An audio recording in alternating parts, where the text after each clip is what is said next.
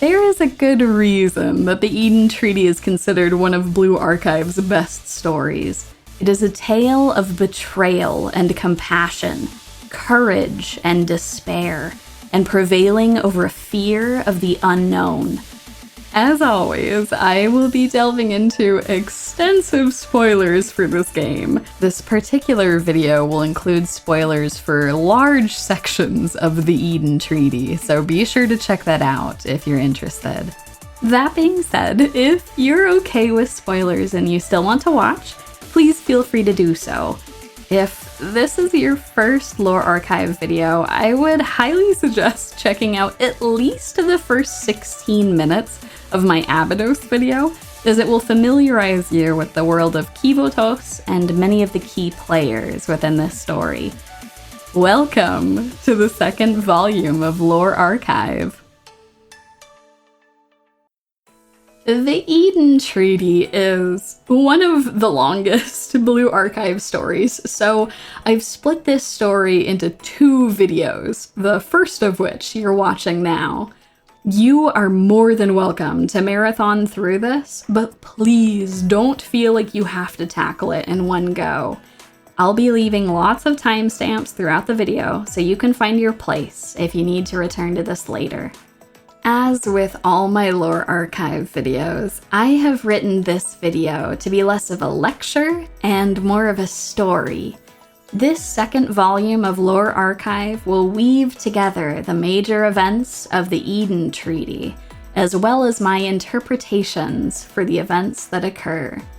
Because the main story is often told out of order, I have reorganized the events to more chronologically explain the full context of everything that transpires. With my preamble now out of the way, I hope that you enjoy the second volume of the Lore Archive Anthology.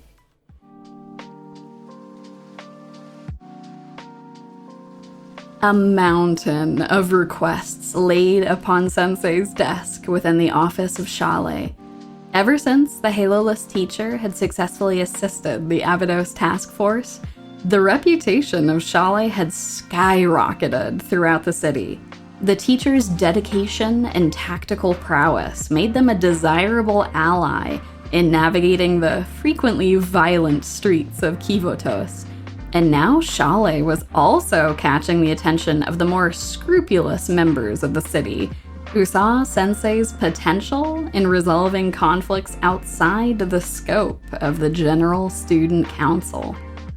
Despite Arona's best efforts to help keep things organized, Sensei could barely keep up with all the new letters that were coming in. There were requests spanning everywhere, from the frosty Academy of Red Winter to the secretive Millennium Academy, and some of these requests were even addressed from the student councils of these schools. Most notable amongst these was a request from none other than the Tea Party of Trinity, the powerful trio of student council presidents that governed one of the largest academies in Kivotos. Sensei had never met the Tea Party in person, and they'd only tangentially interacted with them through Hifumi. Despite her insistence that she was just an ordinary student, Hifumi's dedication and charming personality had earned her the adoration of Trinity's leadership, particularly from Kirifuji Nagisa of the Tea Party. And it was this connection that allowed Sensei to request the Tea Party's aid during their assault on Kaiser's military compound. The Tea Party had demonstrated a tremendous amount of goodwill by lending their military assistance. And although they hadn't stated anything publicly, Sensei had suspected that the favor would need to be returned before too long. Now that the dust had settled in Abydos, and the task force had officially become the new Abydos Student Council, the Tea Party was ready to make good on that favor. Unbeknownst to the teacher, they were about to join one of Kivotos' largest political struggles, one that had been set in motion many hundreds of years before Sensei had ever set foot in the city. This would be a tale of betrayal, uncertainty, and the willpower to continue fighting even when all hope seems to be lost. Let me tell you the tale of how Kivotos' oldest schools succumbed to deception, and how a forgotten academy, a merciless tyrant, and an ordinary girl fought to rewrite Kivotos' future.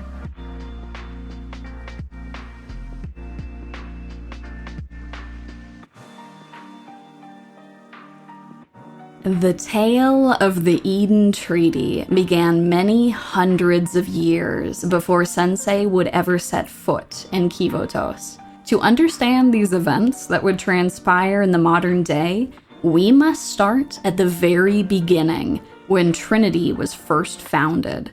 Although it was one of the oldest schools in the city, Trinity had not always existed as a unified entity. In the earliest days of Kivotos, the territory that would one day become Trinity was instead occupied by several smaller academies.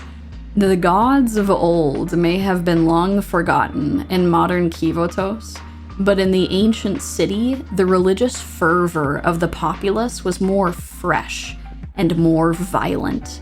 Disputes over interpretations of scripture frequently led to vicious outbursts between these smaller academies, and differences in which god to worship were met with the most extreme brutality.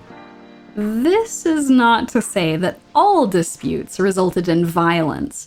Large disagreements over religious teachings were often resolved through more political means, the favorite of which were gatherings hosted with tea and refreshments to calm existing tensions. Such tea parties, as they came to be called, sought to settle disputes more peacefully, and they quickly became a favored tactic for these academies. As the years of fighting went on, the largest of the pre-Trinity academies came to a consensus. Although they may disagree on scriptural interpretations, they still believed in the same Kivotos god, and unless they unified under one banner, they had no hope of challenging the military might of the blasphemous Gehenna Academy. Unlike the smaller pre-Trinity academies, Gehenna had already united under the guidance of a different god. And even though conflict still erupted between the pre-Trinity academies, they could all agree that the existence of Gehenna was tremendously heretical. It was one thing to disagree over interpretations of scripture, but to follow the teachings of another god entirely? It was blasphemous. The largest of these splinter academies, Pater, Filius, and Sanctus, called for an urgent tea party with representatives from the surrounding schools, and proposed forming their own alliance to challenge Gehenna. This alliance would be called Trinity in honor of the three academies who first proposed it. Seeing that the benefits vastly outweighed the risks, the assembled academies slowly agreed to join this Trinity alliance, until only two schools still remained: the fundamentalist Arius Academy and the neutral St. Justina Council. As one of the older, well-established academies, it was highly desirable for Arius to join this alliance, but the school's refusal to budge on scriptural interpretations made them unwilling to unite with the others gathered. The St. Justina Council, on the other hand, was firmly opposed to working alongside Arius, and would not join the alliance unless the others stopped trying to integrate Arius into their ranks. Tensions were high, and the alliance was looking more strained by the minute, until a compromise was proposed. Arius was too much of a liability to simply walk away empty-handed, and the alliance needed the school's cooperation so they could safely turn their attention towards Gehenna. But they didn't necessarily need Arius to be an official part of this union. The St. Justina Council could join the alliance, and Arius would be exempted. but both would serve as the regulators of the newfound union. If any infighting occurred within the new alliance, Arius and the Saint Justina Council had the authority to quell these uprisings and restore the union once more. They would be, in a sense, the guardians of the new Trinity Alliance. It was the perfect bone to throw to these schools. The St. Justina Council wouldn't have to worry about Arius's archaic teachings integrating into the new alliance, and Arius could preserve its religious doctrines while aiding in Trinity's unification. Both Arius and the Justina Council agreed, and a ceremony was scheduled for Trinity's official unification. The ceremony took place at the Cathedral of Communion, a holy place at the center of the St. Justina Council. As the Justina Council would serve as one of the guardians of the new alliance, the cathedral was the perfect neutral location for the ceremony to take place. The signing of the new alliance would be referred to as the First Council, one where the new rules and commandments of the Union were finalized by everyone gathered. It was a bright new day for the unified district, and it seemed like they could finally set forth on their crusade against Gehenna. But the old feuds between the academies ran deep, and newfound power was a more corrupting force than Trinity had anticipated. Such a huge alliance was bound to have growing pains, and sure enough, it did not take long for infighting to break out between Trinity factions. Arius and the St. Justina Council acted as swiftly as they could, suppressing any arguments peacefully, if possible, but through force as well. However, something odd began to happen the more that Arius tried to exercise their power as guardians.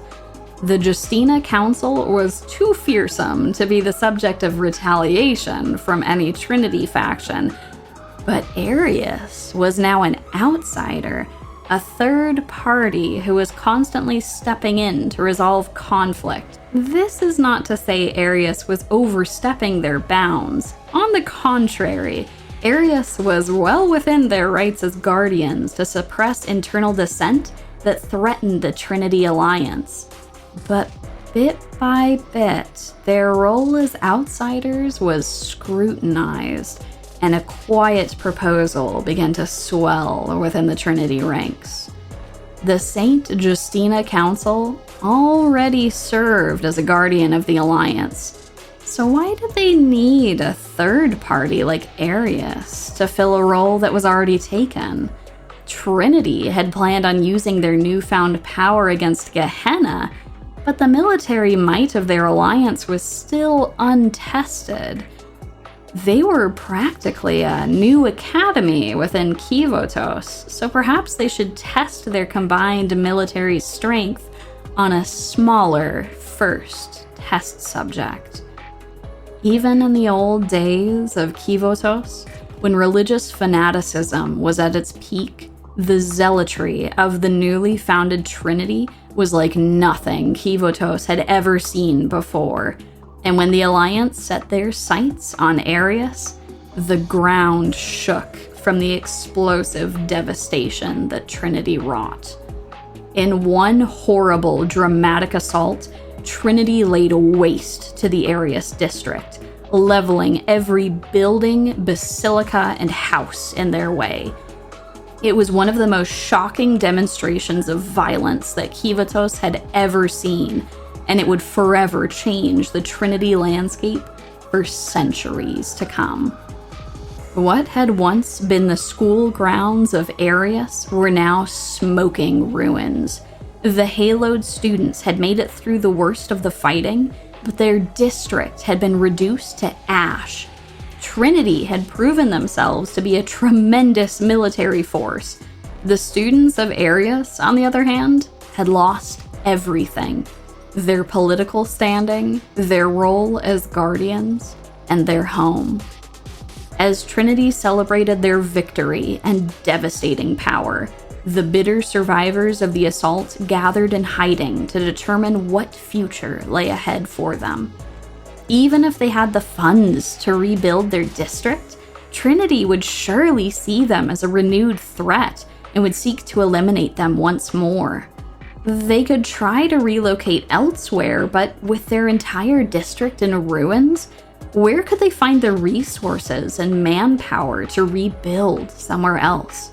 All hope seemed lost, until an unexpected set of faces appeared before them. Of all academies to appear, the leadership of Arius was shocked to see the highest-ranking member of the Saint Justina Council, Saintess Barbara, had come to lend them aid. Even if they had once been vehement enemies, the Saint Justina Council had taken their roles as guardians seriously, and through the years serving alongside Arius, the Justina Council had come to see their former adversaries as trusted allies. When the other factions within Trinity had banded together to strike down Arius, the Saint Justina Council had been unable to stop them in time. But the Saint Justina Council would try to make right what had been wronged. In complete secrecy from the rest of Trinity, the Saint Justina Council provided the funds and the manpower needed to relocate Arius to a new district that Trinity could never find. The secret to the successful relocation were the catacombs, a series of ever-changing tunnels that the Justina Council used to covertly travel beneath the surface of Kivotos. What purpose the St. Justina Council used these tunnels for was unclear, but it was the perfect place to hide Arius from the zealous eyes of Trinity Academy. The Justina Council taught the battered Arius students how to carefully navigate the catacombs, allowing Arius to safely navigate through the labyrinth of tunnels undetected by Trinity above them. So long as Trinity still held bloodlust for the school, Arius would never again have a seat at the political table of Kivotos. But with the help of the St. Justina Council, Arius would at least have a place they could once again call home. Years turned into decades, and decades into centuries. The St. Justina Council passed into antiquity, their mystique and power fading into legend within Kivotos. The bodies of the ancient Justina Council were ceremoniously buried beneath the Cathedral of Communion, where Trinity had first been united.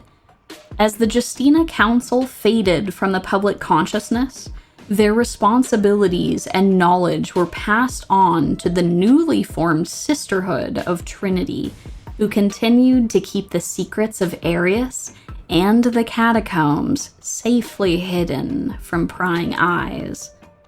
Arius faded from the minds of most Kivotos students as they continued to remain hidden within the catacombs. Although the Justina Council had helped them rebuild, there was only so much that could be done to financially support Arius, and being physically cut off from most of Kivotos left Arius to slowly decay as the years went on. Navigating the catacombs to help with resupplies helped to prevent the worst outcomes, but as time went on, Arius had become a much poorer, weakened district than it had ever been. It's unclear if it was simply a matter of time or if some event caused Arius's supply chain to falter, but without warning, much of Arius's populace began to experience food insecurity. The haloed residents of Kivotos may be resistant to firearms and grenades, but no living thing can go without food indefinitely, and starvation was a very real fear for the residents of Arius. Bitterness towards Trinity continued to fester as always. But with the district decaying for so long, old rivalries took a backseat to current dilemmas. Something had to change within the district, or they would be doomed to starvation. Unlike the many other Kivotos academies that elected or recruited suitable candidates to their student councils, the presidency of Arius Academy had been passed along through a single family, leading many to refer to it as one of the last true monarchies of the city. The seeds of a revolution were just waiting to blossom, but the food insecurity of the lower class strained Arius to a breaking point. The starving Arius students and citizenry gazed upon the well-fed nobility, and their tolerance of their traditionalist government shattered. 10 years before Sensei would ever reach Kivotos, the district of Arius broke out into civil war. Arius may have been starving and broken by the world, but hunger and rage are tremendous forces that can motivate even the weakest voices. However, the well-equipped ruling class fought back fiercely against the starving rebellion, successfully winning battle after battle against the insurgency. It seemed like the revolt would end in failure after all their efforts, until a newcomer showed up to aid the rebellious cause. No one knew where she had come from. The district had remained isolated from outsiders for so many years, it should have been impossible for someone to infiltrate their ranks. And yet there she was, a tall, halo-less adult who possessed tremendous knowledge of Arius's political situation. Under normal circumstances, the students of Kivotos would have balked at the idea of an adult joining their ranks, but these were turbulent times for Arius Academy, and the rebels didn't have time to waste on archaic power structures. This woman seemed powerful. She carried herself with an air of confidence that was a balm to the battered Arius rebels. Beyond her intimidating presence, this adult was a master tactician. She had an intimate knowledge of warfare and advanced training techniques, and she was willing to use this knowledge to aid the rebel cause. Almost as quickly as she had appeared, this halo-less adult had earned a high-ranking position within the rebel army. With skin the color of blood, and her head adorned with feathered eyes, her otherworldly appearance struck fear into the most resolute students, both friend and foe. The Arius students were almost certainly making a deal with the devil, but the devil was cunning, and she would use all her wit to lead their forces to victory. Under the military guidance and leadership of this newcomer, the civil war began turning in the rebels' favor. After so many years of fighting, the rebel faction finally overtook the base of the monarchy and deposed the Arius president from her throne. This civil war had come to a close. Declaring herself the new student council president and ruler of Arius Academy, the adult referred to as Madame took her seat at the head of the district. In this secluded district, where the sun hardly shone and the eyes of the general student council couldn't find them, a halo-less adult had just supplanted the presidency of a Kivotos school, and as the monarchy of Arius came to a violent end, the rule of Madame had officially begun. The ending of the Arius Civil War were some of Jomai Saori's first memories. Too young to pick a side in the conflict, but old enough to be a successful pickpocket, Saori spent the days of the Civil War scrounging for whatever food she could, while keeping her companions Misaki and Hiyori safe from the worst of the violence. The life of a street urchin was a perilous one, but Saori was strong enough and impulsive enough to protect anyone who couldn't defend themselves. Saori had never devoted much attention to politics, but as the Civil War came to an end, she would soon find herself dragged into the political realm by force. It all started with the peacetime declarations from Arius's new government. The last living member of the royal family, Hakari Atsuko, was deemed a prisoner of war. Atsuko, or Hime, as she was commonly called, was well known throughout the district as a quiet, deeply compassionate young girl, the kind of person who wouldn't hesitate to lend a helping hand to those in need. However, Hime was still just a child, and when the royal family was deposed, her position within it made her a liability for the new regime.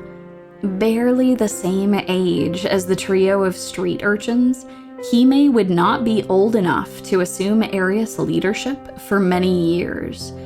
But before that day came, Madame ordered that the fallen princess be escorted to a detention center.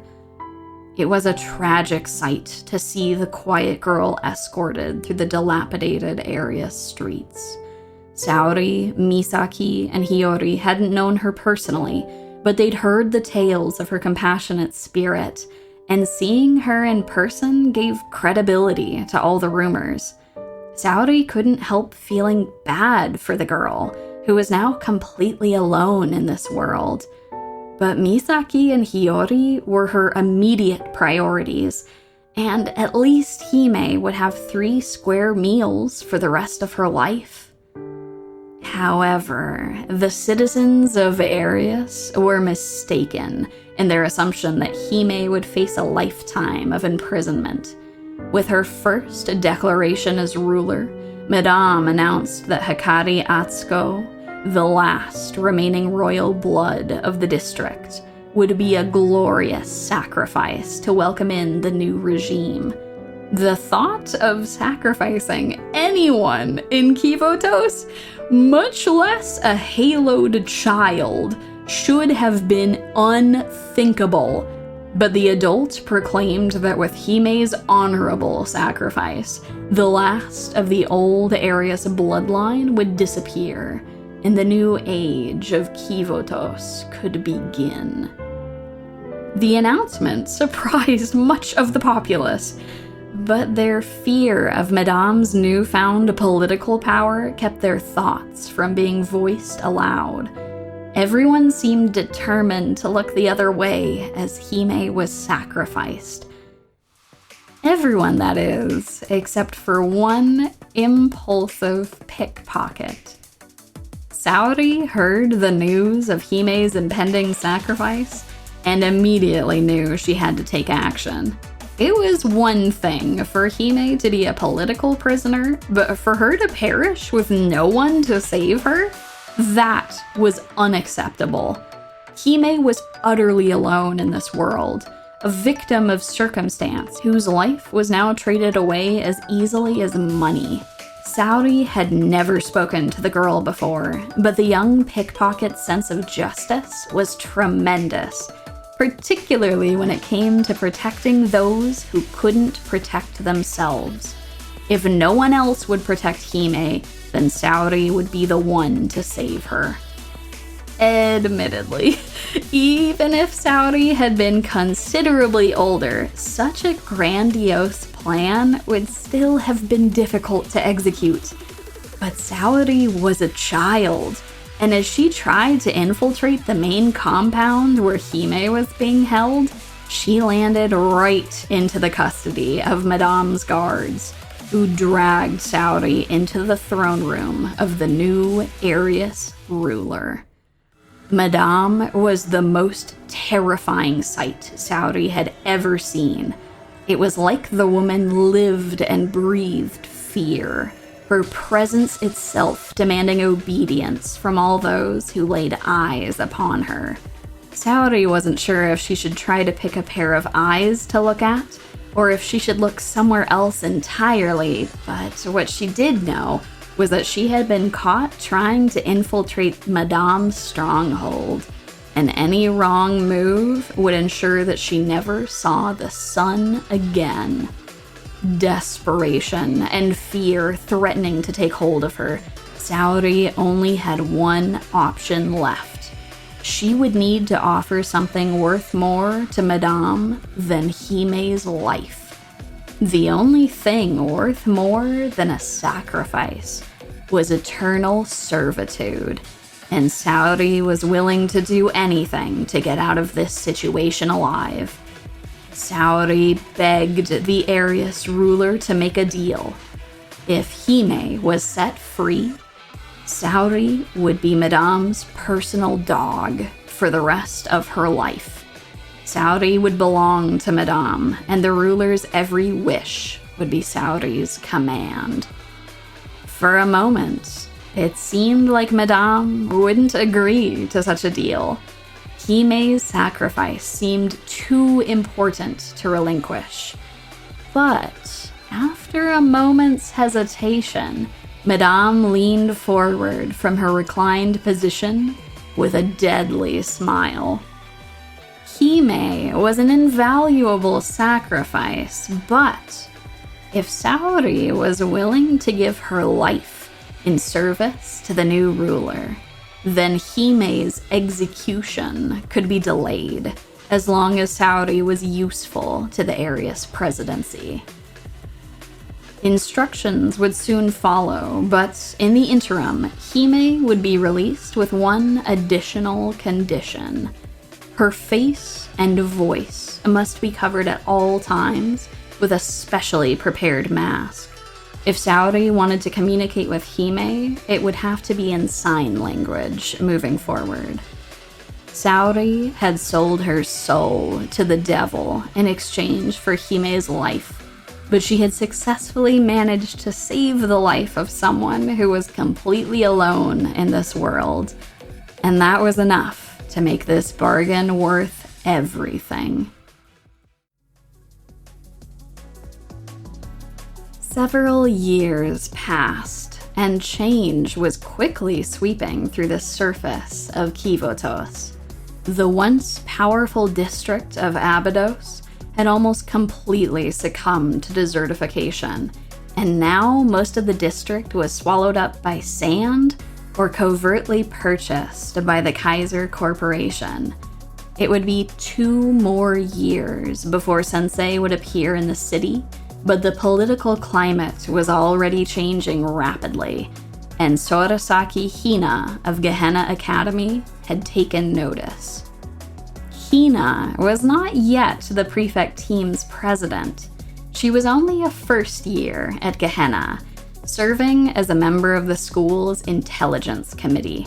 It was Hina's job to assess potential threats to the district and relay any relevant information to the Gehenna Student Council. And her latest report was the largest yet. Before presenting her findings to Gehenna's leadership, Hina opened the report one last time to inspect its contents. The first great threat listed was Kenzaki Tsurugi, a Trinity student who had quite the reputation for leveling buildings whenever she was in a fight. A member of the Justice Task Force, Tsurugi was part of Trinity's militia, and although she had a surprisingly collected head on her shoulders, Gehenna still kept a watchful eye on Tsurugi's destructive capabilities. Next on the list was Misono Mika, a powerful student from Trinity's Potter faction, and her animosity towards Gehenna was well known throughout the city. Although she was only a first year, the Tea Party had already scouted Mika as a future member, and she would be a powerful force if left unchecked. The student who held Hina's attention the longest, however, was not Tsurugi or Mika. Focusing on the report from Abydos Academy, Hina once again read the intel on first-year Takanashi Hoshino, who had been labeled as the greatest threat to Gehenna Academy. Hina had never seen such assessment numbers from another student. She herself had performed tremendously well in firing drill evaluations, but Hoshino was an elite amongst elites, possessing a spectacular intellect, and the firepower to match it. Hoshino was a force to be reckoned with. But what made the Abydos student the most dangerous was that she was easily agitated and highly unpredictable. If Gehenna were to draw Hoshino's wrath, the devastation that the Abydos student could unleash would be catastrophic. Recently, however, Hoshino had been recruited into the Abydos Student Council, where she had become acquainted with the Abydos Council president. Although they clashed and fought frequently, the Abydos president seemed like the perfect balance to Hoshino's rage. The angry student was spending less time getting into fights and more time helping the overactive president on various tasks. It was a positive turn of events, one that could have put Gehenna in a position to seek an alliance with Abydos. But in a tragic turn of events, such alliances were never meant to be. Hoshino was no longer considered a threat to Gehenna after she had discovered the body of the Abydos president with the president's halo shattered. In that single moment, Gehenna's attention turned sharply away from Hoshino as their greatest threat and poured all their attention into finding intel on new weapons within Kivotos. Information about the Abydos president's passing was sealed away to prevent panic in the city, and Hoshino was left to pick up the pieces of a shattered Abydos council. Hina didn't know how Hoshino could possibly go on after finding the body of a friend. Surely she would just drop out of school and leave the district for greener pastures. Hina wasn't sure if she herself would have the strength to continue attending school after something like that, especially with no one to talk about what had happened. A sinister force had begun to infiltrate the city of Kivotos, and the students were quickly finding they were woefully unprepared to stand up against it. Below the surface of Kivotos, in a corner of the catacombs that still had a sliver of the sun, the district of Arius was preparing for war. Under Madame's guidance, Arius had been reforged into a military academy, and school curriculums were shifted away from Blu-rays and into the hands of the adults who still lived within the district. According to Madame, the adults had long been deprived of their roles as educators in this city, and under her rule, they would once again teach students their place in this world. The street urchins were forged into tactical soldiers through Madame's new curriculum, and during these lessons, they were fed hatred towards their ancient foes. Trinity was the source of all their destitution, their hunger, their horrible lot in life. Gehenna were heathens who would seek to destroy them if they ever learned of their location.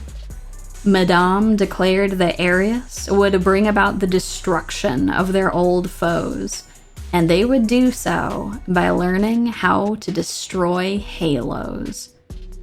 It was a difficult matter to shatter a halo. Even during the Civil War, most battles were won by wearing an opponent down as opposed to destroying their halo entirely. But it was not outside the realm of possibility. If a student took enough damage, particularly from a strong enough force, it was possible to destroy their life force. And that was exactly what Madame had in mind. The students of Arius were outfitted with illegal new weapons that packed more force than was typically allowed in Kivotos, and Madame began drilling her bloodthirsty mantra into their minds. Vanitas vanitatum. All is in vain. Life is ultimately empty. It was an ancient saying of Kivotos, and through the teachings of Madame and her brutal instructors, this mantra quickly spread to all area students, repeated over and over as their anger towards Trinity and Gehenna grew. It was during this darkest time in their young lives that Saori, Misaki, Hiyori, and Hime were brought to an advanced training ground. Saori had quickly risen through the ranks of the new Arius army, earning her current position as leader of the 8th Squad before she had even reached high school. Hime, Hiyori, and Misaki were her trusted subordinates, who looked up to her for guidance in this twisted new world. Looking around the training ground, Saori didn't recognize any of the other students gathered, but she couldn't help noticing the defiant expression of a silver-haired girl nearby. After so many years of brutal training, it was surprising to see anyone still had a spark of fight left in them. Even Hime, who was the most compassionate person Saori knew, had long succumbed to her fate as a Halo destroyer, and yet this new student, Shirasu Azusa, still had plenty of fight left in her. As the instructors demanded that Azusa shoot a nearby target, the student stubbornly refused to comply. Madame had given permission for the adult instructors to use force if any resistance was found, and so the instructor took no time unloading bullets into the rebellious student. But even after a barrage of bullets, Azusa simply refused to give in. Spitting out blood, she defiantly declared that it would take more than that to break her. In response, the furious instructor fired again and again and again into Azusa, who began to lose her balance and slump towards the ground. As the instructor continued to fire at the girl, the entire class of students became frantic. The students of Kivotos were resilient, but they were all keenly aware that halos were not unbreakable, and with enough prolonged gunfire, even a student like Azusa could perish. Saori began to feel fear creeping up in her. If no one stepped in, the instructor seemed hell-bent on making an example of Azusa, and showing what resistance would earn you in this horrid district. As Saori watched the scene unfolding before her, resolve began to swell in her chest. Even after all the hard years of military training, there was still a sliver of righteousness burning within her. It may not burn for much longer, but in that moment, Saori's impulsive nature had arisen from its long slumber, and she found herself racing to stand between Azusa and the instructor. With her arms outstretched in front of the fallen girl, Saori pleaded with the instructor to cease firing, stating that she would personally ensure Azusa never rebelled again. Saori's sense of justice and impulsive nature had once again saved a student, but it would be the last time she ever stood up to an adult. This incident led to a prolonged stay in the Arius Detention Center, and any rebellious intentions Saori had once held were completely snuffed out. When Saori returned to her squad, she was a shell of her former self. but that didn't stop her from laying down the law with her subordinates. In order to keep everyone safe, there could be no more displays of rebellious disobedience. Their safety depended on absolute compliance with Madame and the adult instructors. And Saori would drill that into her squad by force if necessary. Hime, Misaki, and Hiyori all solemnly agreed to follow Saori's new decree. The girl hadn't let them down before, and following the instructions of Madame was already a given to protect Hime. But Azusa was different. She got along well enough with the rest of the squad, but she struggled to let go of her rebellious spirit. Saori made it her personal mission to bring Azusa into compliance. It was certainly commendable that Azusa did not want to become a Halo destroyer, but that was not the life she had been born into. Vanitas vanitatum. All is in vain. It was pointless for Azusa to fight back against the hand she had been dealt. Actually getting Azusa to accept this, on the other hand, was a different ordeal. Saori had never met someone so maddeningly stubborn. The girl had eventually conceded that she would comply with orders, but Azusa refused to take Madame's motto to heart. Saori demanded to know why Azusa would not accept Vanitas Vanitatum, the lifeblood and motto of Madame's Arius army, and the girl firmly pointed to a patch of wildflowers nearby, which had burst through the cracks in the concrete to reach the sun. Life might be ultimately in vain, but that didn't mean they couldn't still struggle to live. Saori and Azusa may have been raised in the same decrepit district, but their convictions were utterly opposed. And as their ideological struggle began, the future of Kivotos hung in the balance.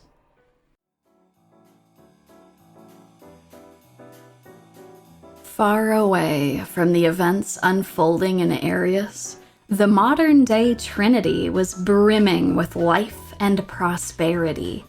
The years may have treated the satellite school poorly, but Trinity had become one of the greatest superpowers in Kivotos, alongside the academies of Gehenna and Millennium.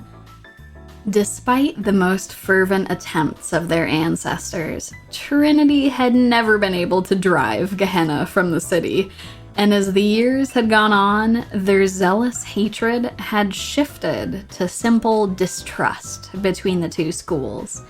Skirmishes and outbursts of gunfire between the academies were still a frequent occurrence, but nowadays the students of Trinity and Gehenna had started to soften to the idea of a ceasefire between their schools.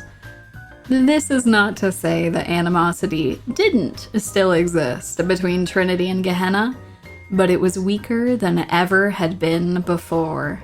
Relationship between Gehenna and Trinity was not the only thing that had softened throughout the years.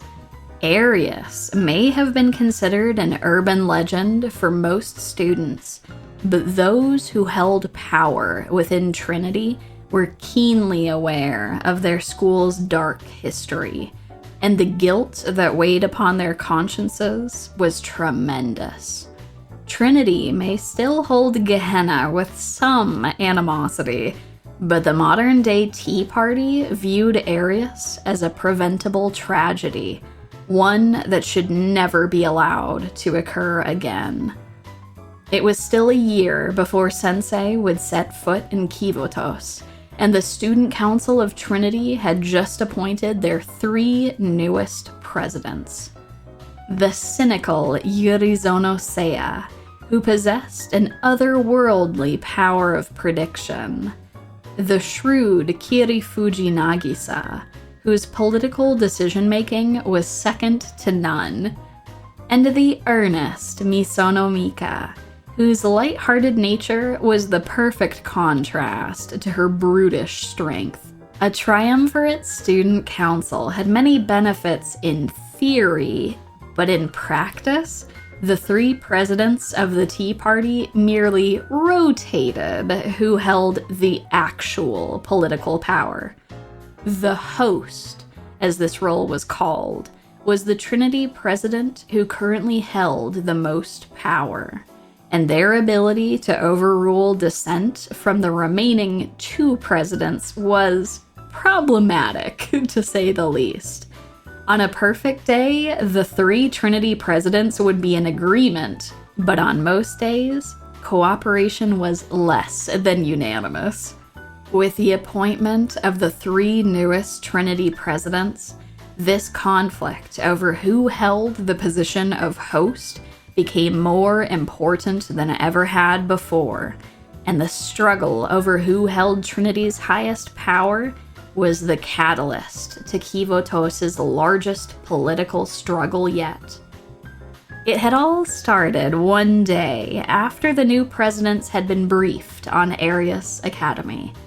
President Seia was the current host of the Tea Party, and while Arius' situation was a tragedy, she believed there was nothing the current Trinity could do for them. Nagisa agreed, acknowledging that the Tea Party had other matters to address that were more important than a long-forgotten academy. But the ever-impulsive Mika was not satisfied with this explanation. If Arius really had been driven into exile, why had no one ever tried to find them and seek to reconcile? If Trinity had devastated the satellite school and driven them into hiding, surely the right thing to do was to make amends and grant Arius reparations. Seia and Nagisa were quite accustomed to Mika's impulsive nature, but this proclamation was rather unexpected. How would Trinity even go about finding Arius, much less appropriately repairing the relationship they'd once held? Nagisa had known Mika since they were children, and she had always admired Mika's earnest spirit. But idealism had no place in their current position, and Mika should know better than to stir a hornet's nest in search of reconciliation. Seia had not known Mika for nearly as long, and had a much less charitable interpretation of the president's suggestion. It was foolishly naive and even dangerous to consider reconciliation. What if Arius agreed, and then Trinity gained a powerful military ally? Other schools, especially Gehenna, might see Trinity as a rising threat, and war would almost certainly break out amongst the schools. War with Gehenna was not something that Mika wanted, even though she held the rival school in distrustful contempt. But if that was what it would take to reconcile with Arius, then she was willing to do whatever it took to make amends. However, this proclamation only exasperated Mika's fellow presidents, and Seia was determined to silence Mika's idealism. As the host of this session's tea party, Seia declared that this conversation was now over, and that other, more pressing concerns were on their agenda. Ignoring the pink-haired president's protests, Nagisa and Seia returned to their discussion of the Justice Task Force and how they would deal with their recent altercation with Gehenna's student council. Her fellow presidents may not have taken her seriously, but Mika truly meant what she had said. The Tea Party had been formed off the idea that disputes could be settled peacefully over a cup of tea, and though it may be idealistic, Mika believed that such resolutions were still possible. As the new presidents of the Tea Party, it was their duty to make Trinity a better place. And what better way to start than making amends with Arius? Behind the scenes, Mika made it her mission to start searching for any intelligence on Arius's whereabouts, and see if she could make contact with them after hundreds of years of silence. It took some time to uncover information, but Mika's persistence where others had lost interest was the secret to her success.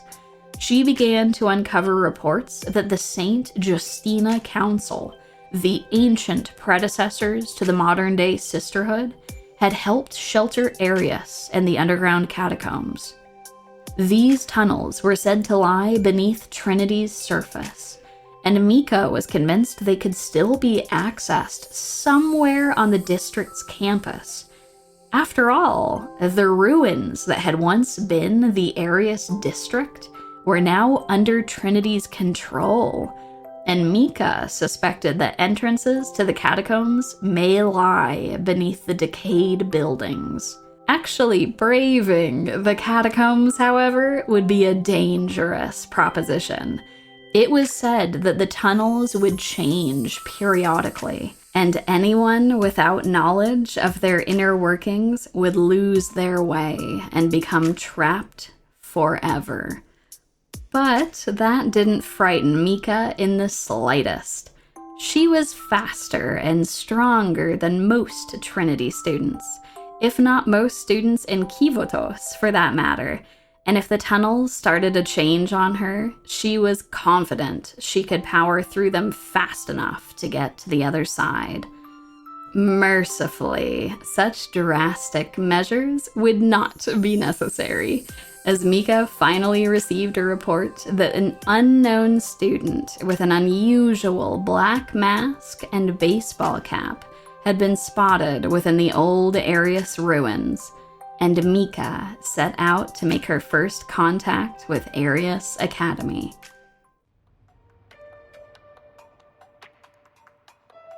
Within the ruins of the ancient Arius district, Saori had been scouting possible routes of attack.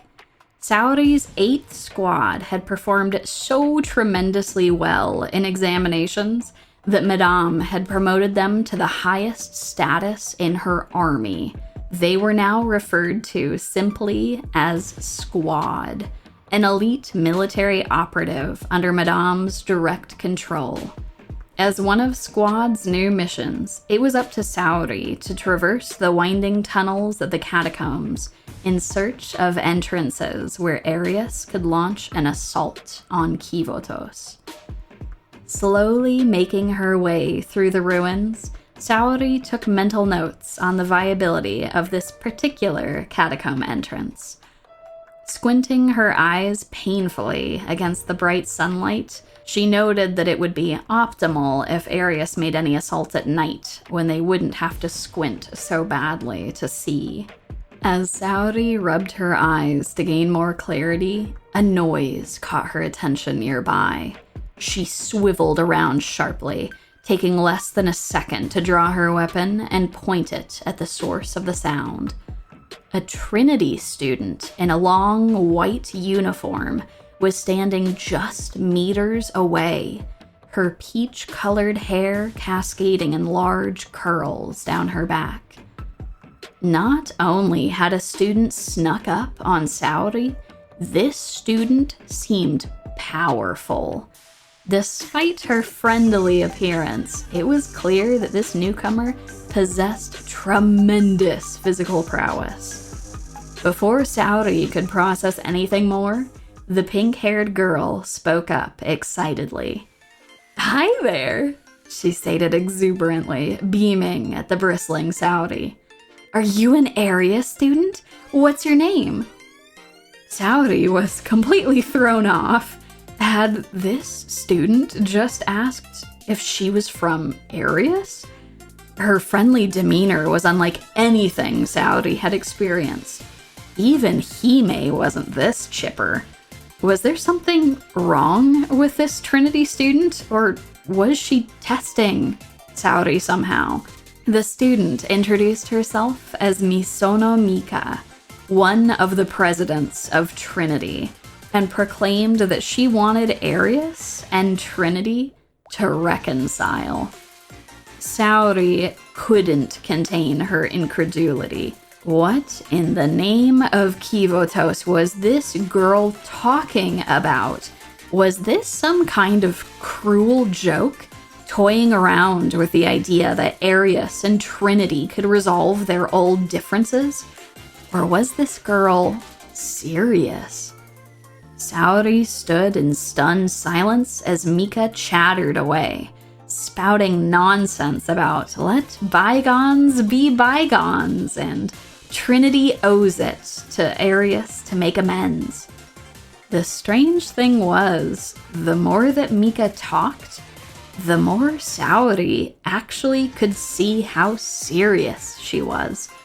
The girl was clearly eccentric and more than a little naive, but her genuine, unabashed desire for reconciliation was almost endearing. I don't expect you to trust me, Mika continued saying, but hear me out. What if we transferred an Arius student into Trinity without telling anyone? I might not be the current host, but being a president of the Tea Party has its benefits. It would be easy for me to falsify her documents and bring her in. If an Arius student can assimilate into Trinity, we can prove that we're not so different, and I can finally convince Nagi and Seia that peace is possible. The Arius student would be like a symbol of reconciliation. Saori's fascination quickly turned to disbelief. Mika had to be insane. How would such a plan even be feasible? Even if it was possible, how would they safely integrate an Arius student into Trinity? There was no one who could hold Trinity with anything other than contempt. Saori paused, collecting her thoughts as Mika stammered away about Nagi, Seia, and the Tea Party politics. There was a student who might not hold Trinity in contempt, who still continued to fight back against her fate. Saori cut off Mika's ramblings with a hand. This isn't a decision I can make myself. We'll talk again later. Mika's agitation quickly changed to surprise. Wait, does that mean you'll consider it? Do you have someone in mind? Saori waved her off and took off for the catacombs, heading for the most powerful person within the Arius stronghold.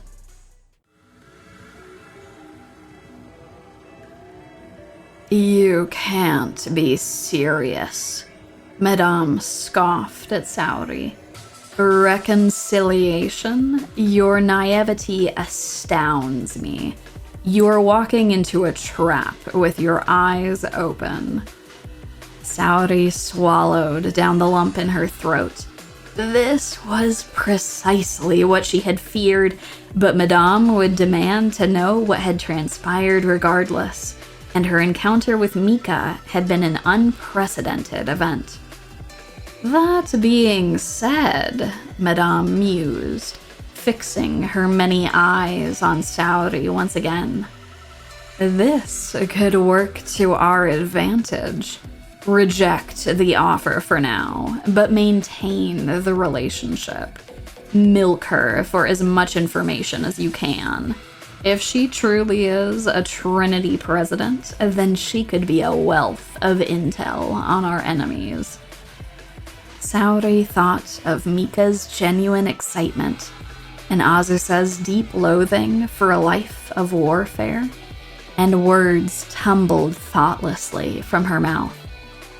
You don't want to try? Saori hesitated, scarcely believing the words that had left her lips. Saori, Madame snapped, leaning forward to the student. I sense discontent.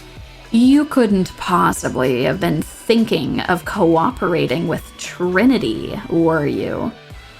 Snapping back to her senses and remembering how delicately Hime's life hung in the balance, Saori quickly replied, Of course not, Madame. Over the many years of training, Hime had become a valuable asset within the Arius squad, But Madame continued to make it clear that any failure from Saori would place the girl right back on the sacrificial altar. "Good girl," Madame stated, her voice bereft of affection and warmth. "There is no reconciliation. They have taken everything from you, except your hatred. Never lose that." Saori collected herself and left Madame's chambers. She had been reminded of what truly mattered most, and no matter how appealing the offer had seemed, she was resolved to do whatever it took to keep Squad safe, even if it meant abusing Mika's trust. Over the next few weeks, Saori periodically met with Mika, and just as Madame had instructed, she wrung whatever information she could out of the naive Trinity president. Saori quickly learned that the other Trinity presidents, Nagisa and Seia, were working with the General Student Council to arrange a new alliance with Gehenna, referred to as the Eden Treaty. After many hundreds of years of fighting, the new age of Kivotos was beginning, and the Sanctum Tower was trying to facilitate a peace treaty between two of the city's largest schools. This was surprising news to Madame, whose intelligence network had not heard of such an accord. If the Eden Treaty were to succeed, what was to prevent the military powers of Gehenna and Trinity from uniting? Nagisa and Seia did not appear to have such ambitions in mind, but would they feel the same way when they learned that Arius still existed? The school had been reduced to rubble once before. Madame directed Saori to gain as much intel on this treaty as she could, so they could learn how best to disrupt it. Saori continued to extract intel from Mika, until the girl let slip that Trinity President Seia was more dangerous than Arius had suspected. Although her power was kept hidden from most of Kivotos, Seia had the exceedingly unusual ability of foresight. By slipping into the realm of dreams, Seia was able to foresee past, present, and future. But in exchange, her body was tremendously fragile, and she was often bedridden when Tea Party meetings were out of session. Madame was astonished when Saori relayed this information. There was someone in Kivotos who might be able to predict Arius's attacks, and that was an unacceptable risk. Saori was ordered to prepare her squad for an urgent mission: destroy the halo of Trinity President Seia. Executing this mission would be too dangerous under normal circumstances, but Mika had expressed a desire to work together with Arius, and Madame planned to exploit this to get at Seiya's location. Saori was instructed to lean in to Mika's insecurities. The bubbly Trinity president had mentioned on multiple occasions about how much easier everything would be if she was the host of the tea party instead of Seia. And so Saori made a suggestion. "What if we helped you become the host?" Saori asked, more hesitantly than she had intended. "You're always saying how Seia bosses you around. What if you taught her a lesson and showed her how close you've become with Arius?" Mika's surprise quickly turned to excitement. This was the first time that Saori had ever proposed officially working together, and although the plan would involve more violence than Mika anticipated, it wasn't entirely unprecedented. In a world where students were desensitized to everyday gunfire, quarrels could certainly be resolved using force. And just as Madame had predicted, Mika saw this as the perfect opportunity to show Seia how wrong she was for underestimating her fellow president. The plan was straightforward. Lead a small force of area students to Seiya's room in the dead of night and take the title of Tea Party host by force. Seiya's physical health was consistently poor, so it wouldn't take much to get her to acquiesce.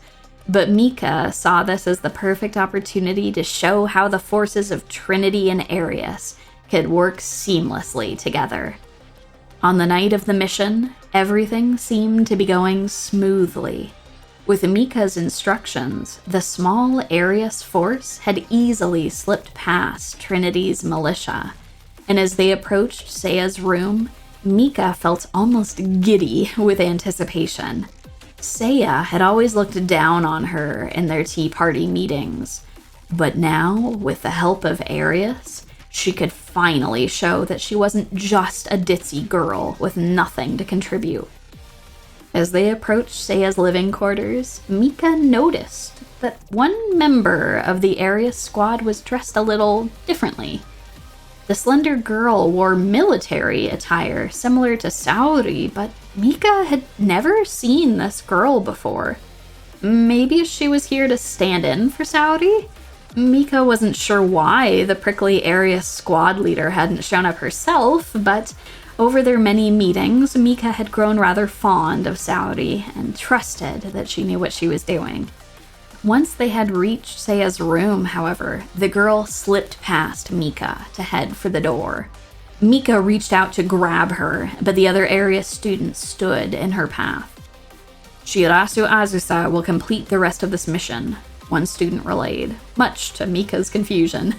Wasn't the point for her to roll into Seiya's room with Arius at her side, demonstrating the success of their cooperation? What was the point of sending a student that Seia didn't even know? Mika grappled with this conundrum, almost pushing the Arius students aside to snatch Azusa. But she thought of Saori's confident proposal and set aside any of her reservations. Seia only needed to give up the title of Tea Party host, and if Saori thought Azusa was the best fit for that role, then she would trust Saori's judgment. With only a slight twinge of hesitation, Mika conceded to the Arius team, stating that they would wait nearby until Seia made Mika the host.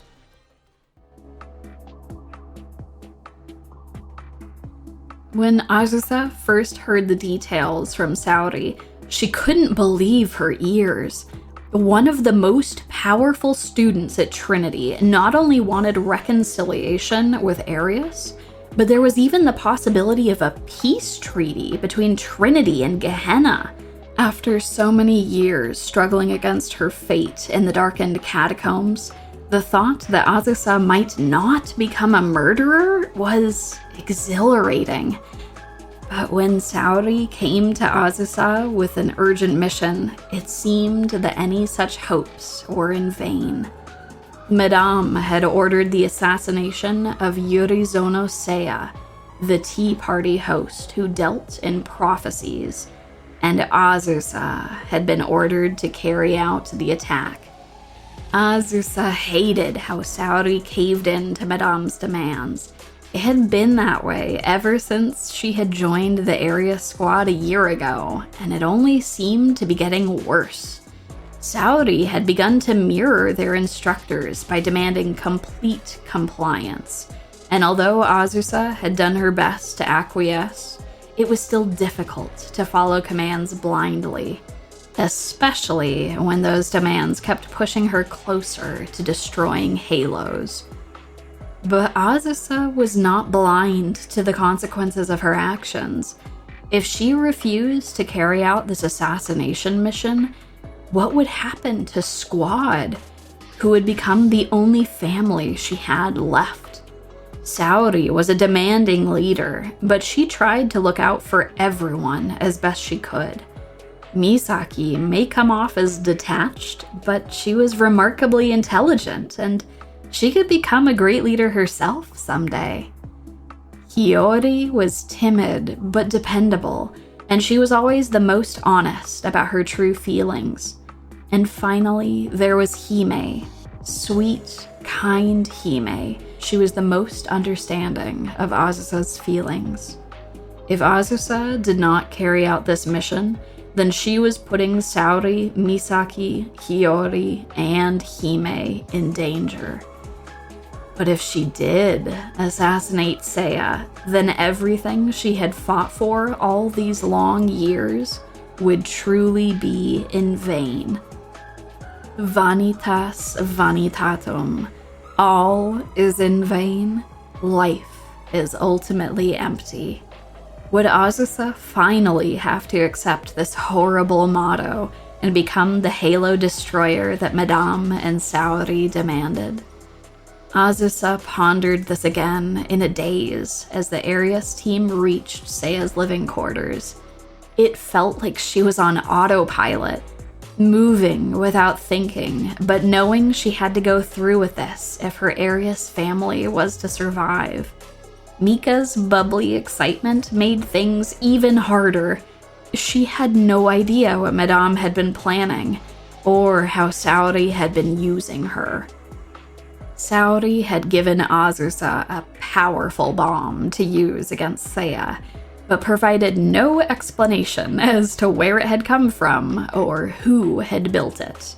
Madame's supply network was opaque to even Saori, and Azusa could barely imagine where such a horrid weapon had been produced. As the assembled group stopped in front of Seiya's living quarters, Azusa took a long, deep breath to steel her nerves, and headed into the apartment. The current time was 2 a.m., and the room inside was dark. Azusa waited for her eyes to adjust before making her way to the farthest door, where the prophetic Trinity president's bedroom was. "I've been waiting for you," a voice said softly in the gloomy room. "Arius Satellite School's Shirasu Azusa." The would-be assassin swiveled to where the voice had come from, seeing a small figure in the corner of the room. Azusa's heart felt like it would beat out of her chest. How foolish they all had been. Seia had been perceived as a threat for her ability to see the future, so how could they have overlooked the possibility that she would foresee this attack? Azusa swallowed quietly, trying to keep calm as the situation quickly spun out of her control. "I know you're here to destroy my halo," Seia continued. "But running away would have been pointless. For even if I can see the future, I've never possessed the ability to change it. But still, I must ask you, are you truly prepared to become a murderer, Azusa?" It was like the solemn president had seen right into Azusa's soul. With her abilities of precognition, perhaps she had seen Azusa's struggles, all of which had led to this moment now. Almost on cue, Seia continued to speak, smiling sadly at Azusa. "You've been told the same phrase your whole life, vanitas vanitatum, that it's the truth of this world. And yet, you don't truly believe this. You saw those wildflowers growing through concrete and thought to yourself, even if everything is in vain, I must continue struggling. Azusa, you didn't come here to kill me. You came to seek advice." Seiya's soft words were spoken without any malice or discontent, and as she finished speaking, it was as if a weight had been lifted from Azusa's shoulders. All her struggles, all the days where she was told there was no life beyond that of a Halo destroyer, all of it dissipated in just a few moments. Seia was presenting Azusa with a choice, one that she'd been searching for her entire life. "Please," Azusa urged Seia, "tell me what it is I need to do."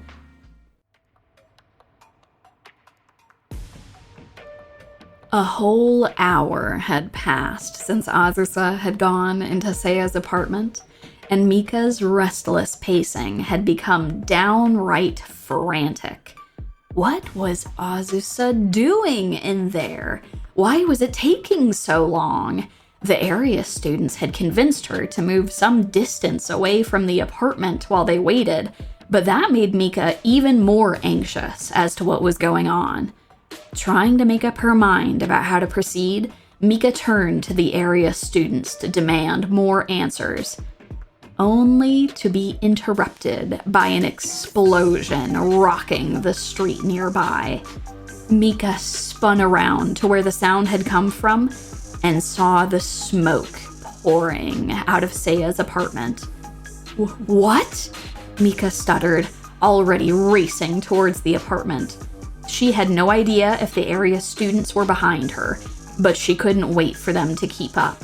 With almost supernatural speed, she sprinted to Seiya's apartment, where medical personnel were already rushing inside. "What's going on?" Mika demanded. Nursing students from the remedial nights moved out of her way to reveal the insides of the smoking room. The apartment was decimated.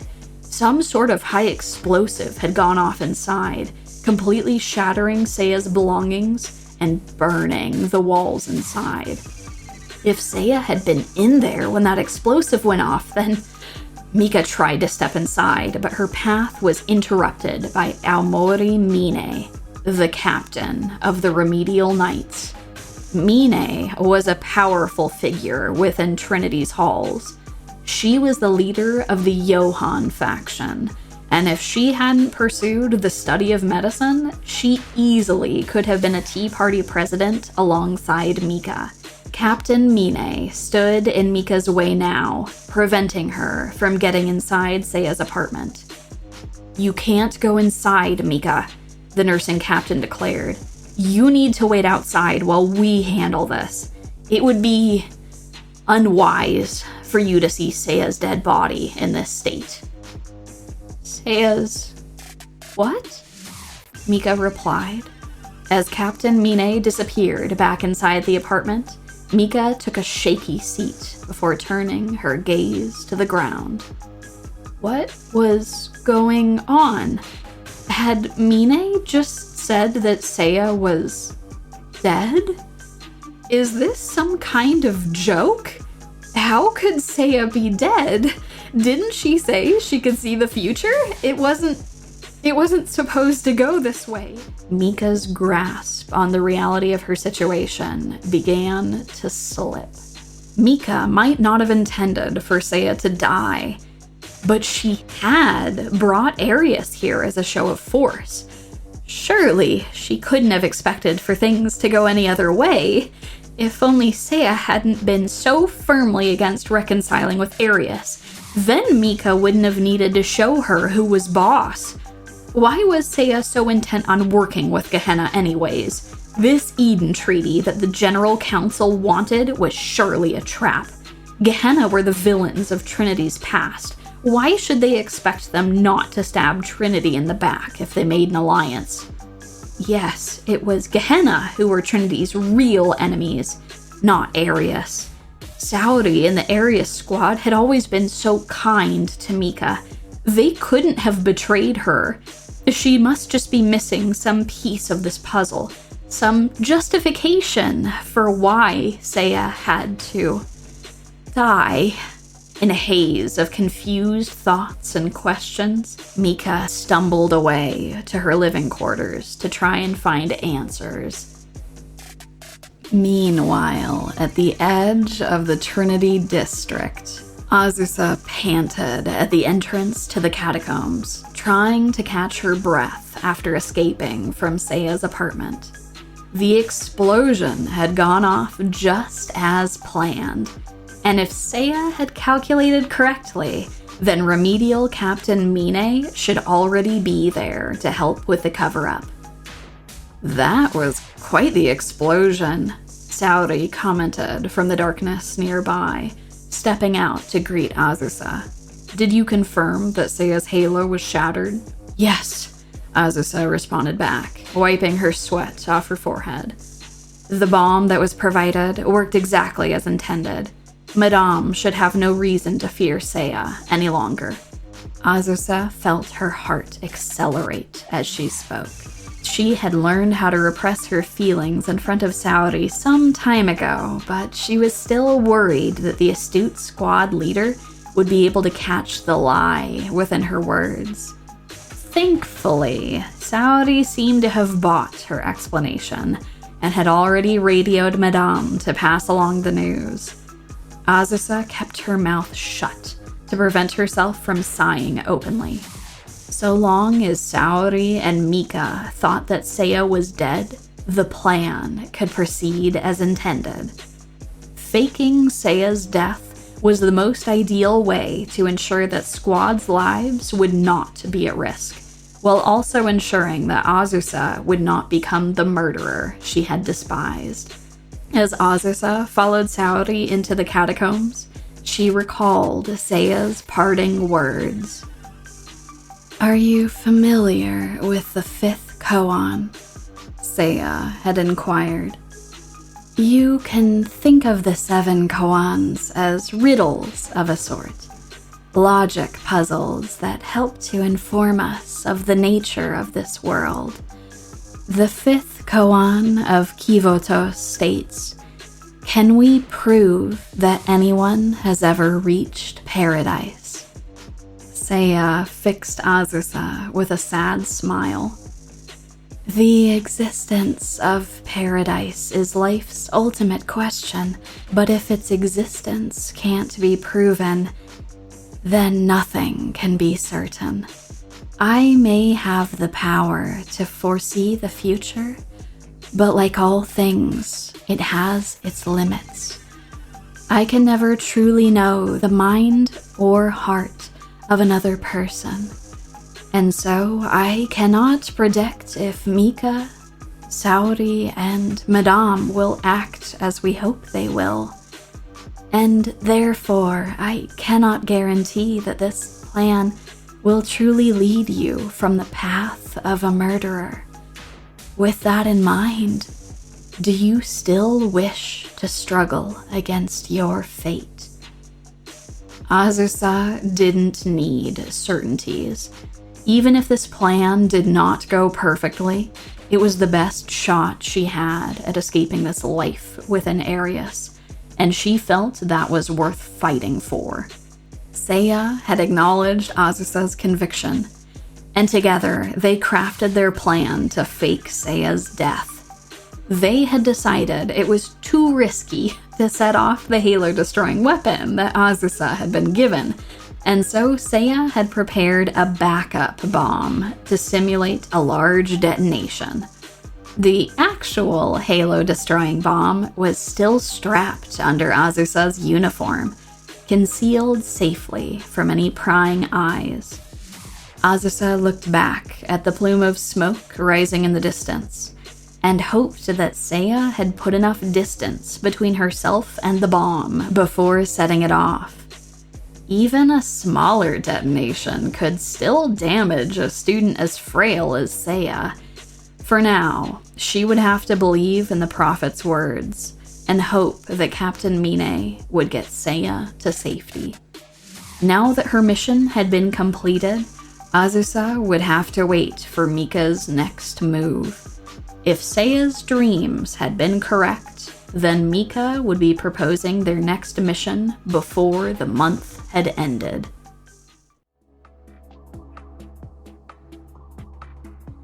News of Seiya's disappearance spread amongst the Trinity student body, but any reports of her death were kept confined to the remaining 2 Tea Party members. Remedial Captain Mine had confirmed Seiya's death, but disappeared shortly after, leaving more questions than answers for President Nagisa. Nagisa had been so busy trying to convince Gehenna's student council to agree to the Eden Treaty that she hadn't seen Seiya or Mika in weeks. And as she sat at the long tea party table alone, she felt their absence more strongly. Mika had barely left her room since Seiya's death, and Nagisa had taken up the role of the host in Seiya's absence, trying to keep the torch of Trinity's leadership from blowing out. There were so many unanswered questions. How had someone infiltrated Trinity and assassinated a student? Where did they obtain a bomb so powerful that it could destroy a halo?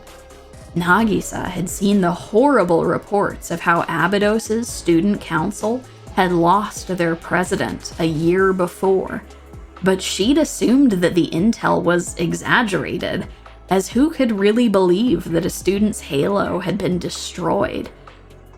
But now that death had apparently reached Trinity's leadership, Nagisa's paranoia began to spiral out of control.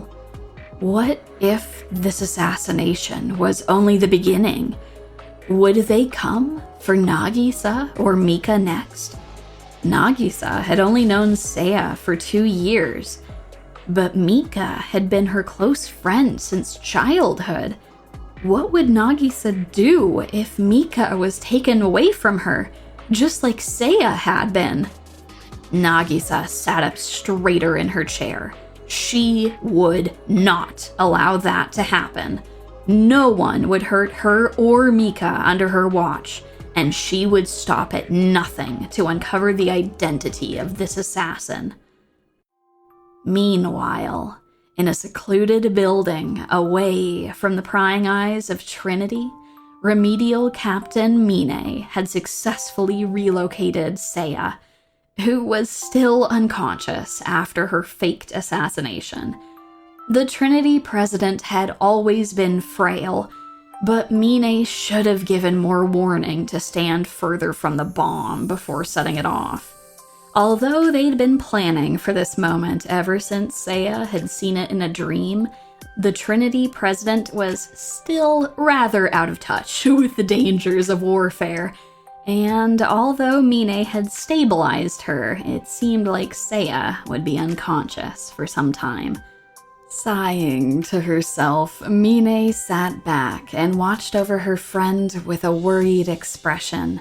Seiya's visions had always been correct before, but this one was the most tumultuous yet. Someone from Trinity was working alongside Arius to try and assassinate a member of the Tea Party. And although Seiya claimed she hadn't seen who this traitor to Trinity was, Mine had her doubts. President Mika had arrived too quickly at the scene of the crime, almost as if she had been stationed nearby.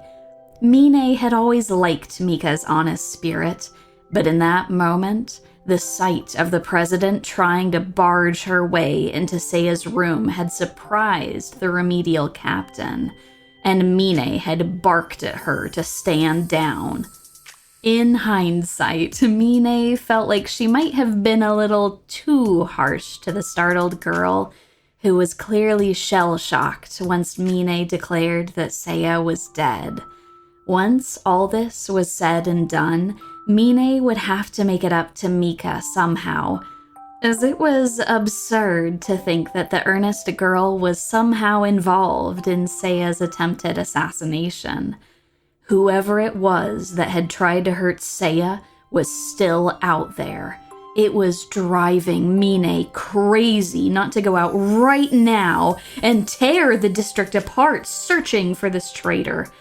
But Seiya had firmly ordered her to stay put, and so, as Mine watched her friend's slow breathing, She knew that all she could do now was keep watch and make sure that Seia was hidden away from whoever it was trying to harm her. Seia had spoken highly of the area student, Azusa, who she had seen in her vision, and so Mine would put her faith in the girl as well to fulfill the next parts of their plan.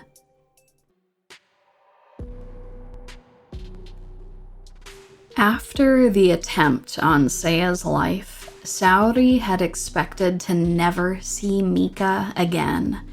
But after several days away, the Trinity president had stumbled back to the ruins, demanding answers and plans for what they would do next. Mika's grip on reality was clearly slipping, but she had collected herself enough to continue their meetings, much to Madame's delight. Nagisa might have assumed the role of host, but that was only a minor setback. They began moving forward with the next stage of their plan, which would now involve the Eden Treaty. Although Trinity had pushed for the signing of this treaty, Gehenna had been less than willing to cooperate. Prefect team leader Hina had tried to work with the Tea Party, but the stubborn Gehenna Council president, Hanuma Makoto, had refused to participate in any such agreement and seemed unlikely to budge without some sort of incentive. Mika was firmly against the Eden Treaty, but Saori urged her to be patient. If all went according to plan, Saori would convince Makoto to agree to the treaty, and by the time the ceremony day arrived, Mika would be the host of the Tea Party. The Eden Treaty would be the perfect smokescreen to gather all the leaders of Gehenna in one place, and then launch an assault on them with the combined forces of Arius and Trinity. As Saori continued to make contact with Makoto, Mika would enroll a friendly Arius agent into Trinity Academy to facilitate the Tea Party's transfer of power. The best agent for the job was one who had already assassinated a Trinity president, and Azusa's ability to conceal her bloodthirst would make her the most suitable for disguising herself as a Trinity student. At the mention of assassination, Mika became visibly nervous, anxiously stating that Azusa would not need to assassinate Nagisa like they had Seia. She would only need to assist in subduing Nagi so that Mika could seize power. And once Mika was the Tea Party host, she could assimilate Trinity with Arius as planned. Saori paused for a moment to nod in agreement, biting her tongue to prevent saying anything more. Just as Seia had predicted, Azusa was soon summoned for another mission: enroll in Trinity Academy and lead the assassination of Kirifuji Nagisa, the current host of the Trinity Tea Party. Unlike the assassination of Seia, this operation would require more time and preparation to carry out. Nagisa's halo couldn't be shattered too soon, or it may disrupt the Eden Treaty, which needed to occur if Arius hoped to gather all the forces of Gehenna and Trinity's leadership in one place. Surveillance of Trinity's borders had also increased, which would make it considerably harder for area students to infiltrate the school grounds as they had once done before. For this mission to succeed, Azusa would have to assassinate Nagisa from the inside. She would integrate herself into the Trinity student body and strike when the moment was right. It was almost ironic to Azusa how close this plan was to Mika's original idea of reconciliation. If Saori had double-crossed Madame and cooperated with Mika from the beginning, Maybe Azusa would be enrolling in Trinity not as an Arius agent, but as a true embodiment of peace between the two schools. Such a plan was never to be, but Azusa wouldn't let that sway her resolve. Madame might be sending her as an assassin, but the student's true mission was clear. She would enroll in Trinity to protect President Nagisa from harm, just as she had protected Seia. It would be the most dangerous mission she'd ever attempted. She would have to feed false information back to Arius that was believable enough not to pull her out, and she would also have to integrate into a school without attracting the suspicion of the person she was trying to protect. The hardest part of this entire mission, however, would be saying farewell to the Arius squad. They may not have always seen eye to eye, but Azusa still considered them her family. And when she would eventually betray them, she knew that their trust in her would be lost forever.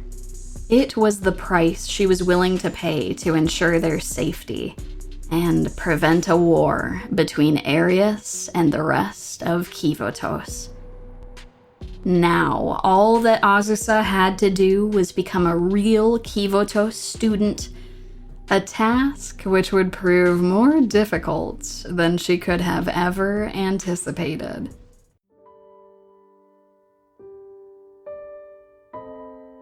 When Azusa had first enrolled at Trinity, she was determined to integrate as seamlessly as possible into the student body. She might not have studied in a proper classroom before, but she was adaptable, and the opportunity to attend a real Kivotos academy was thrilling.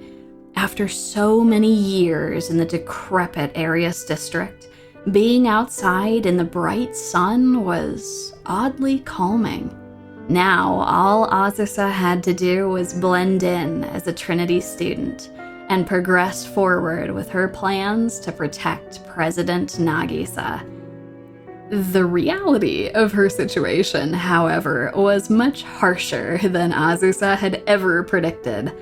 All that Azusa had ever known were harsh military drills and threats of violence, and that had made her more reserved than the average Trinity student. Her manner of speaking was blunt and devoid of emotion, and before long, most of her Trinity peers had labeled her as a cold, unfeeling ice queen, and no amount of effort ever seemed to change that. Azusa also quickly discovered that her regular coursework was more demanding than she had anticipated. All the Kivotos history lessons she'd been taught in the Arius district were terribly distorted, and she was starting with less basic Kivotos knowledge than her peers. Before long, Azusa's grades were plummeting as she struggled to relearn all the facts that she had taken for granted within the catacombs. As if this wasn't exhausting enough, Saori demanded frequent updates on Azusa's progress. Every few days, Azusa would wait until the dead of night and carefully make her way to meet with the squad leader, where she would feed false intel to keep Saori off of her scent. It was all exhausting, both mentally and physically. But no matter how drained she was, Azusa was determined to see this through. Just like the wildflowers she had seen blooming in the Arius district, she would continue to struggle to survive and break through whatever challenges were sent her way.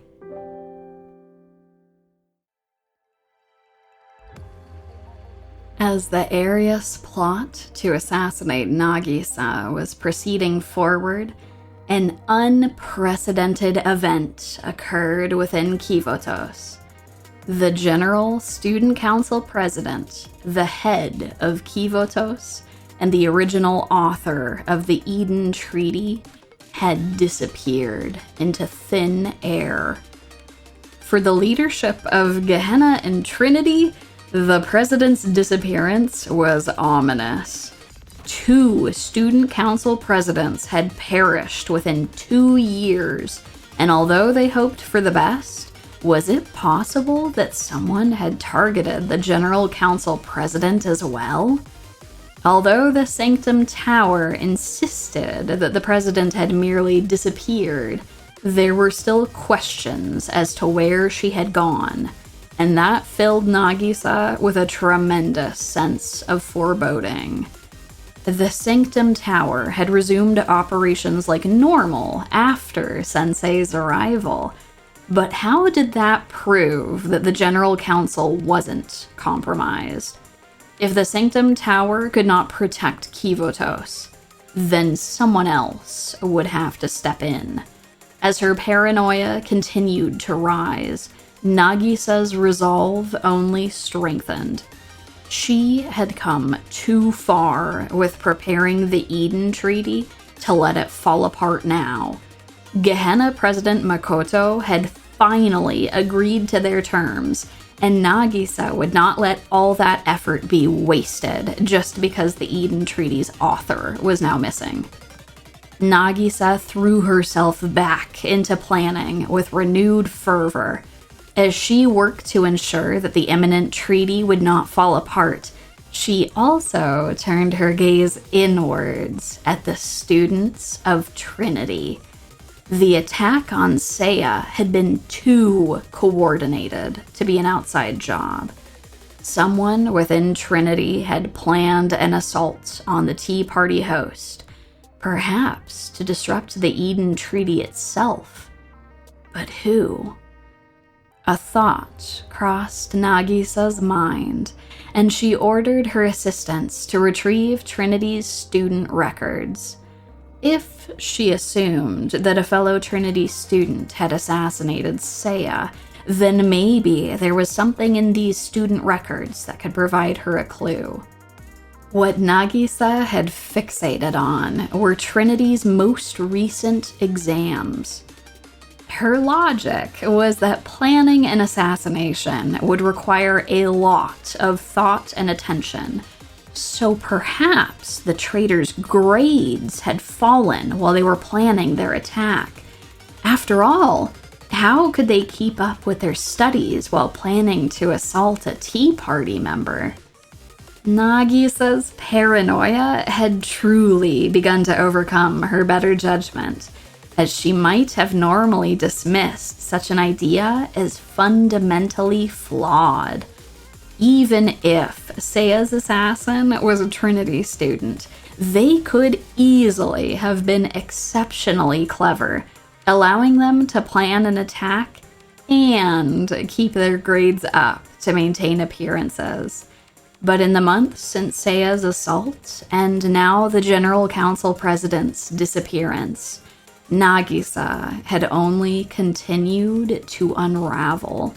As she thumbed through the student records, the current Tea Party host wrote down the names of students with suspiciously low grades. First was Urawa Hanako, second-year Trinity student who was once considered a genius, but had begun flunking all her exams out of nowhere. From what Nagisa could recall, Hanako had once been a candidate for leadership in the secretive Trinity Sisterhood, and even the Tea Party. And although she had apparently rejected such offers, Hanako still had plenty of connections with powerful figures at Trinity Academy. If Nagisa remembered correctly, Hanako had become good friends with Seia, but that only made the girl more suspicious. Hanako was one of the few people who had extensive knowledge about Seia and where she resided, and that was too questionable to ignore.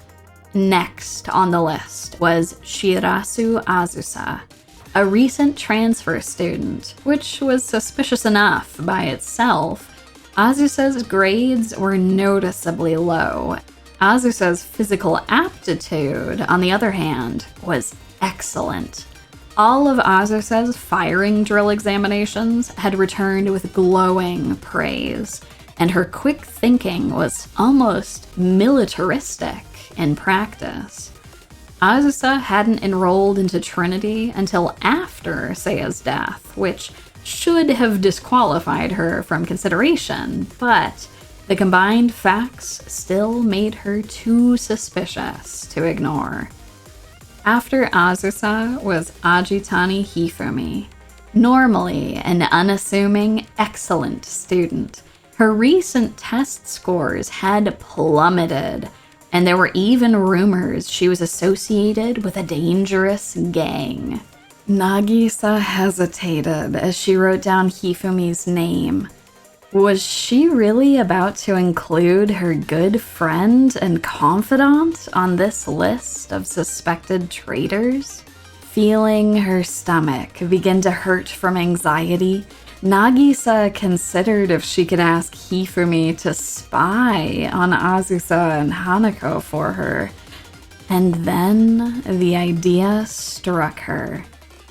If Nagisa gathered all these failing students together under the pretense of improving their grades, she could monitor their activities and determine which one was the traitor.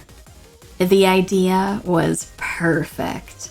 Nagisa could form a brand new club called the Makeup Work Club and enroll all these suspicious students as members.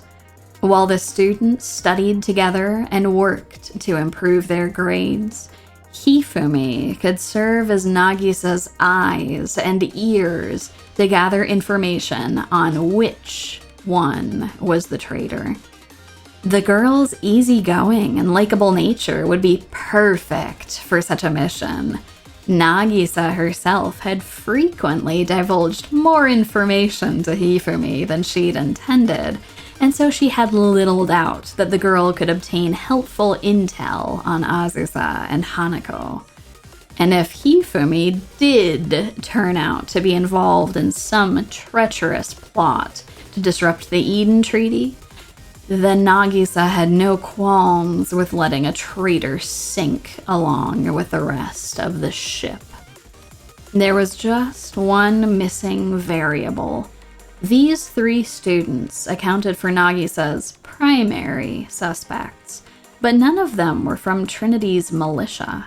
The current Tea Party host didn't suspect Trinity's militia to be involved in Seiya's death, but they were a powerful group of students led by Captain Tsurugi, and Gehenna had made it deathly clear that they saw Tsurugi as a tremendous threat. Tsurugi, on the other hand, had strongly expressed her desire to work with Gehenna, but as long as the rival school saw her and the Justice Task Force as a threat, that put the Eden Treaty at considerable risk. Previously, Nagisa had hoped to smooth over relations between the Justice Task Force and Gehenna ahead of the Eden Treaty, so she'd arranged a meeting between the two in an attempt to resolve their distrust. However, much to her dismay, the meeting had quickly dissolved into chaos when Hanakawa Hasumi had attacked President Mikoto, ending the gathering on an abrupt, violent note. Hasumi was the Justice Task Force's second in command, and although Captain Tsurugi would keep her in line, Nagisa still worried that Hasumi might sabotage the Eden Treaty ceremony if something wasn't done. And if Nagisa couldn't force her compliance directly, then she was not above holding a Justice Force member as a pawn within the Makeup Work Club. Flipping through the names of the Justice Task Force members, Nagisa finally found one with the worst grades and added her to the list. Shimoe Koharu, whose hard work ethic hardly ever reflected in her exam scores. Hasumi always doted on the younger members of the Justice Task Force, and Koharu would be the perfect pawn for ensuring the Justice Task Force's compliance with the Eden Treaty. A tiny, crooked smile formed at the corner of Nagisa's mouth. Yes, this list was perfect. 2 potential traitors, 1 double agent, and a hostage. The Makeup Work Club would ensure that the Eden Treaty's greatest threats were confined and the traitor exposed before anyone else was harmed. All she needed to do was compile the necessary paperwork, and the Makeup Work Club would be officially formed.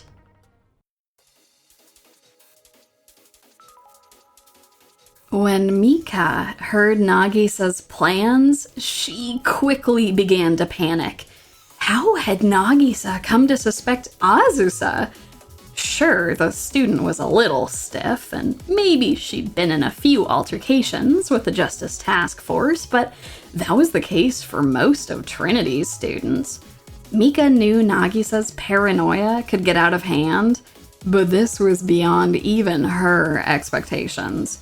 If Mika didn't do anything to intervene, Nagisa would be breathing down the neck of her area spy, and their plans to seize power would be compromised. Mika trusted Saori's promise that Arius would carry out this mission with as little bloodshed as possible. But if the Arius squad leader discovered that Nagisa suspected Azusa, then perhaps Saori would break her promise about capturing Nagisa alive. Politics and subterfuge had never been Mika's strong point. Even lying to Nagi for this long was exhausting, but something had to be done to stop Nagi's plan, or everything could unravel before it had truly begun. Mika called for a tea party meeting and made a proposal. Nagisa's plan to round up all the potential traitors had a fundamental flaw. What if Hifumi did expose the traitor, and they turned their violence against her? If Nagisa's logic was correct, and this traitor had destroyed Seiya's halo, then surely it was within the realm of possibility that they could do the same to Hifumi if they saw they were compromised. The look of horror on Nagisa's face confirmed to Mika that her gamble had paid off. In Nagi's rush to create the Makeup Work Club, the tea party host had overlooked a critical flaw in this plan, and with all the poise that Mika could muster, she was going to propose a solution. The Makeup Work Club should take on an advisor. Rumors of Sensei's appearance in Kivotos had arrived at Trinity faster than most. The teacher's extrajudicial power was unprecedented, and Nagi had assessed them to be an asset rather than a threat. Her decision to lend Sensei a helping hand during their fight against Kaiser PMC had ensured Abidos's victory, and cashing in on that favor was long overdue. Mika proposed that to ensure the safety of the students in the Makeup Work Club, the tea party should invite Sensei to serve as the club's advisor. The teacher may not possess a halo, but that did not prevent them from maintaining peace and order at whatever school they visited. Any traitor to Trinity would think twice before attacking another student in front of Sensei, and Mika was confident that no Kivotos student would ever attempt to injure the beloved teacher. It was one of the best proposals Mika had ever made. If she was in Nagi's position, even she might have been persuaded by an argument like this. But Mika's ulterior motives lay with Sensei's role as a neutral third party. Of all the intel she'd obtained, it was clear that the teacher cared deeply for the well-being of their students, and that was something that Mika could exploit.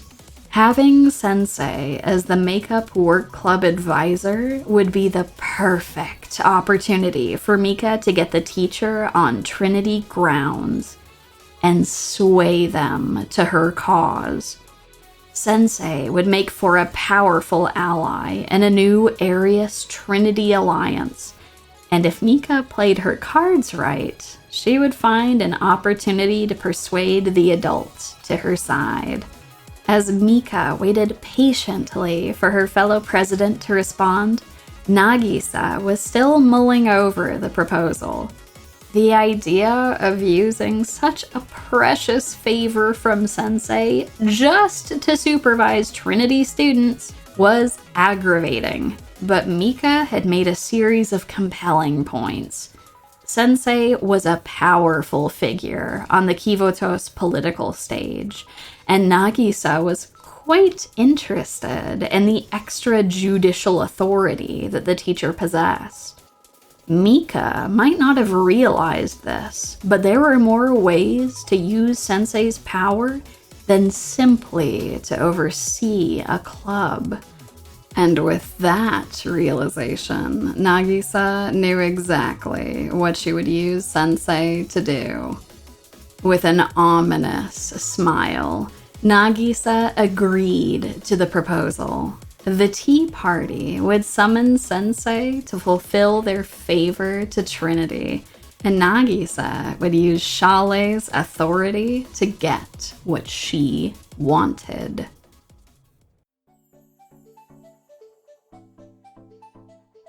Checking that the lights were turned off in the Shale office, Sensei gave one last look around before locking the door behind them.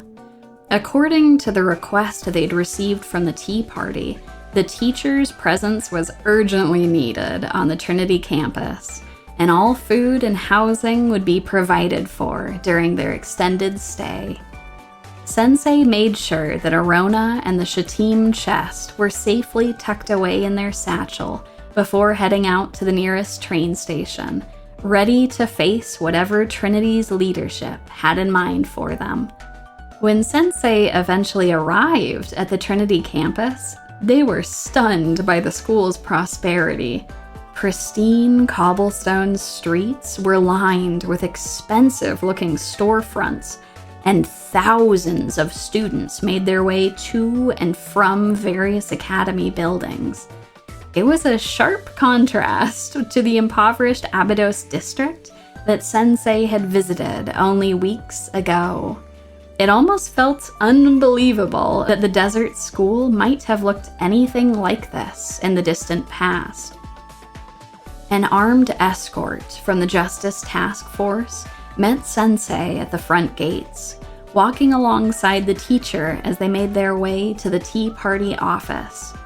As the Justice Task Force officers made polite conversation, Sensei couldn't help noticing how tense and distracted they seemed. Something was clearly going on behind the scenes here. A large number of Justice Task Force members were stationed at various points on the district's border, almost as if they were warding off an attack. And as they neared the Tea Party Terrace, Sensei mentally prepared for whatever request the Tea Party would make of them. The tense political atmosphere, however, was the last thing Mika and Nagisa wanted to talk about. The Tea Party leadership brushed off Sensei's questions and simply requested that the teacher supervise the new Makeup Work Club. The request was so simple that it was almost absurd.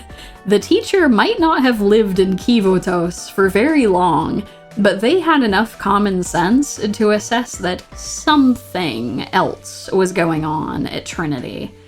However, instead of being summoned to assist with that, Sensei had been tasked with overseeing a group of failing Trinity students. The teacher was missing a key piece to this puzzle, and they were determined to figure out what information they were not being told. After a short moment of thought, Sensei announced that they would accept the request and serve as the advisor of the Makeup Work Club. Their new personal mission, on the other hand, was to uncover the truth of Trinity's situation, even if the Academy's leadership didn't trust the teacher enough to divulge it. President Mika looked exuberant, excitedly thanking the teacher and asking if they wanted more tea with their roll cake. President Nagisa's expression was more guarded, but her relief was palpable. There was just one more step before Sensei would officially become the club's advisor. A pile of paperwork. Just like home, Sensei sighed inwardly and got to work signing all the required documentation, taking less time to carefully check through the paperwork as they should have.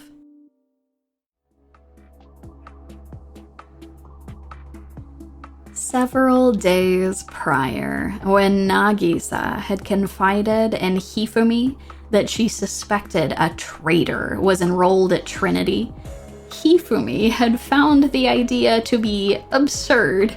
The stress of organizing the Eden Treaty had been taking its toll on the Tea Party host, and with Seia supposedly ill, more of Trinity's responsibilities had fallen on Nagisa's shoulders. It only made sense that Nagisa's mental state would start to decline, and if Hifumi could help prove to her that no one at Trinity meant them harm, then maybe that would reassure the Tea Party host that the Eden Treaty was safe and sound. However, Nagisa's paranoia had extended further than Hifumi had anticipated, and she was aghast when her friend laid out the plan for the Makeup Work Club. By using Sensei's extrajudicial authority, Nagisa would create a club outside the usual laws of Trinity. Hifumi would be her first line of defense to try and uncover who was the traitor. But if Hifumi failed to discover who it was, then Nagisa had built a fail-safe into the club's official documents. If any one of the Makeup Work students failed to pass their third and final examination, the entire club would be expelled from Trinity. Hifumi had struggled to find words to respond.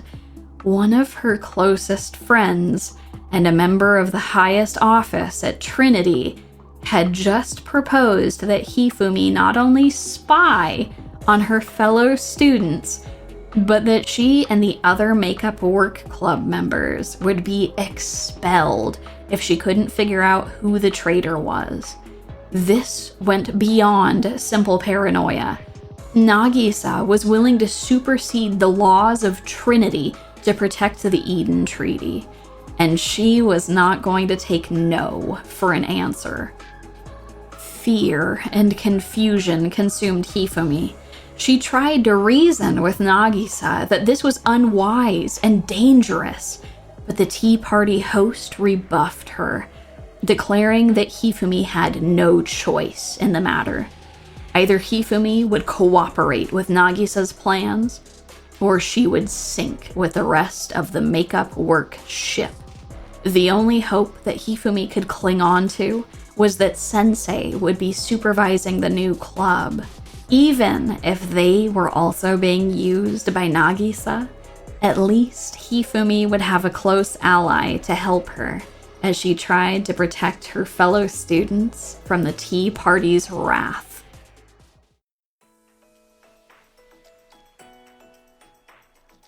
After unknowingly signing the treacherous club documents, Sensei bid the tea party farewell and set off to reunite with the captain of the makeup work club, Ajitani Hifumi. It had only been several weeks since the two of them joined forces with Abydos to take down Kaiser PMC, and now they were together again to try and raise the grades of the students in this club. Hifumi was noticeably nervous and distracted as she greeted Sensei, further confirming the teacher's suspicions that something more sinister was going on beneath Trinity's surface. For now, any investigations into what that might be would have to wait. Hifumi and Sensei needed to pick up the 3 remaining members of the Makeup Work Club before heading to their new classroom. The only problem was that all 3 members were currently at the Justice Task Force Detention Center, where 2 of them were being held in custody. Shirasu Azusa had been captured after a 3-hour firefight with the Justice Task Force. She had valiantly rescued a fellow student from bullying, but the bullies had filed a false report to Trinity's militia in retaliation, and the resulting violent misunderstanding had only ended when Azusa's ammunition eventually ran out. Urawa Hanako had been brought into Justice Force custody after walking the school grounds in nothing but a swimsuit, a violation of Trinity dress code that would normally have resulted in a slap on the wrist, if this hadn't been one of the many times Hanako had attempted this. Hanako was still wearing this swimsuit when Sensei and Hifumi retrieved her and Azusa, and the Justice Force graciously offered to provide her a change of clothes. The last student on the makeup work list was Shimoe Koharu, a first-year student who had been proudly decrying the loose morals of Hanako and Azusa right up until her name was read off by Sensei. Her contempt quickly changed to dismay, and she was dragged away crying alongside the other members of the makeup work team. Sensei and Hifumi would have their work cut out for them with this chaotic ensemble, but they were determined to do everything to help these girls succeed where others had failed. Over the next few days, Sensei quickly realized how dire the situation was in the makeup work club. The blunt, reserved Azusa was clearly a clever student, but she struggled with some of the more basic questions in her textbook. The easily embarrassed Koharu was a hard worker, but she frequently bit off more than she could chew when tests rolled around. The overly friendly Hanako was the most peculiar of all 3 students. She was clearly well-versed in all the subject material, and could even explain difficult concepts to Azusa and Koharu, and yet she scored the lowest of all the students when they took their first makeup exam. At the announcement of the results of their first exam, Hifumi had practically fainted, and Sensei had requested an urgent meeting with the tea party. Something was going on within the makeup work club, and Sensei needed answers for why these students had been put under their supervision. When Sensei reached the tea party terrace, Mika was nowhere to be seen, but Nagisa was there to answer some of the teacher's questions. With a heavy sigh, Nagisa proclaimed that one of the makeup work students was a traitor, and if these students could not collectively pass one of their 3 exams, then they would all be expelled from Trinity. Sensei was stunned at the tea party host's explanation and inwardly exasperated that they had not thought to look over the club documents more closely. The shrewd tea party host had used Chalet's extrajudicial authority to create a club outside the laws of Trinity Academy, with the stipulation that all 4 students of the Makeup Work Club would be expelled if they failed to score a 60% on one of 3 makeup exams. Taking a deep breath, Sensei began to work through a plan to save these students from a horrible future. There was no way the teacher could believe that one of these students was a traitor, but Nagisa had just provided the answer that Sensei was looking for. In her haste to use Chalet's extrajudicial authority to create this club, Nagisa had created an alternate win condition for the Makeup Work Club. If Sensei and Hifumi could improve the students' test scores above 60%, then all of them would pass their exams and be released from the Makeup Work Club. This was their way out of this situation, and Sensei was prepared to do everything they could to help these girls avoid expulsion from Trinity. Bidding Nagisa a terse farewell, Sensei headed back to their room to begin making preparations. The test scores from their first exam were low enough that the Makeup Work Club had been ordered to study at a distant Trinity annex, where they would be confined until they had passed at least one of their remaining 2 exams. As the girls packed their bags for the trek to the annex, Sensei made a few preparations of their own. If they were going to help these students pass their exams, they would need better study materials, and they were going to make sure that the students had all the tools they needed to succeed.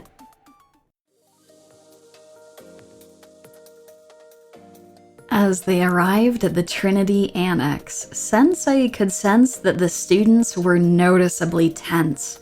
They had already failed one of their 3 exams, and everyone gathered was crestfallen over their chances of success. Only Sensei and Hifumi knew about the club's impending expulsion, but the atmosphere was noticeably gloomy regardless. Azusa, Hanako, and Koharu all had been dragged into this club against their will and forced to study at an annex at the edge of Trinity's district. It would be disheartening, even for the most chipper of students. Sensei frowned as they watched the girls' spirits fall. Before they set about studying, something would have to be done to help these girls regain motivation, or any exam preparations would fall on deaf ears. And that was when Hanako made an observation. No students had studied in this annex for years, and it was noticeably dusty from many years of disuse. The bedding had been recently changed, but the hallways, classrooms, and outdoor recreational areas were all in desperate need of some cleaning. What if they took some time to settle into their new living quarters and tidy up the annex? It was as if Hanako had read Sensei's mind. Studying was their highest priority, but improving morale was crucial. This would be the perfect opportunity for the students to get used to living in the annex, while also getting to know each other better before they jumped back into exam preparations. For the first time since they'd been corralled together, the Makeup Work Club was working as a team. Hifumi's confidence began to slowly build as she helped to delegate tasks to her fellow students. Azusa seemed more focused than she had been before, and Koharu was practically beaming as she set about dusting the classroom. As they cleaned the annex out, the girls developed a sense of camaraderie, and their fears about being in a study boot camp quickly shifted to pride as they brought this decrepit annex back to life. They may not have known each other before joining the makeup work club, but during their time cleaning and working together, the beginnings of trust had started to form between them. By the time the pool was completely spotless, the sun had already dipped behind the horizon, and it was time for everyone to wind down for the evening. The nervousness from that morning had almost completely dissipated, replaced by weary smiles on all the girls' faces. Even Azusa, who had once been called an ice queen, had a soft grin as she returned to the annex dormitory. The day had been a tremendous success in soothing everyone's nerves. But as night fell, Hifumi couldn't shake her own nervousness and made her way to Sensei's room for advice. The teacher was still awake, working through the old Trinity exams and trying to puzzle together all the students' situations. And so when Hifumi knocked on the door, they were more than happy to hear the student out. Although the day had helped everyone else relax, it had only made Hifumi more anxious for their exams, as she now had a more earnest reason to keep everyone from failing. Cleaning and working together had been the most fun she'd had since joining the masked Mizugi gang, and she was even more afraid of losing her new Trinity friends to an inevitable expulsion. In response, Sensei revealed to Hifumi what they had been working on all evening. The teacher pulled out previous exam keys and questions that they had obtained from Trinity's records and proposed a plan of attack. They would have everyone take mock exams every day until the second test next week, and they would use these mock test scores to determine what areas each student needed help studying the most. Most importantly, Sensei had discovered a crucial piece of information from looking over these old exams. The tests that the teacher had obtained came from Trinity's highest scoring student, who was none other than Urawa Hanako. She had scored perfectly on all her old exams, only to suddenly drop her scores in her second year, which seemed to confirm that Hanako was intentionally flunking her exams.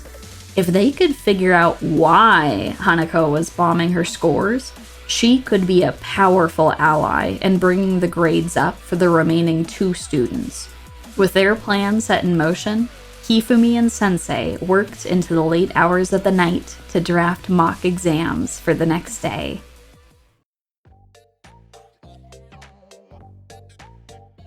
Azusa couldn't believe that of all places, the boot camp had been set up near the old ruins of Arius. That had to have been unintentional from Nagisa, who didn't know anything of Arius's involvement. It was difficult to sleep, knowing how close they were to the catacomb entrance.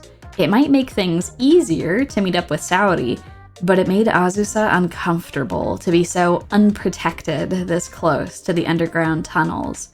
Unable to overcome her insomnia, she eventually got out of bed and set about securing the annex grounds. Throughout the night, Azusa armed a series of elaborate traps throughout the annex to ensure that no one from Arius would make their way into the building. It might not do much to deter a full attack from Squad if they really set their minds to it, but it was more for Azusa's own sanity that the annex was somewhat protected. She had just finished her sweep of the annex grounds when she stumbled into Hanako, who had appeared from nearby. Alarmed at first by the girl's presence, Azusa quickly calmed down when she saw the worry on Hanako's face. This girl might have hid it well from the others, but Azusa was positive that Hanako was more intelligent than she let on, and above all else, Hanako was deeply compassionate for her newfound classmates. Azusa hadn't meant to worry her by staying up so late, but it was almost nice to have someone worry about Azusa's well-being. It was a stark contrast to how life had been in Arius. Azusa hardly knew these girls from the Makeup Work Club, but she'd had more genuine fun today than she'd thought was possible. Fun. That was how she would describe that feeling. She had no idea how things would turn out after she protected Nagisa from Arius's assault. Azusa even anticipated that she wouldn't be able to stay at Trinity when Mika discovered what she'd done, but just for a little bit, Azusa wanted to make the most out of her time with the Makeup Work Club, even if it wouldn't last for nearly long enough.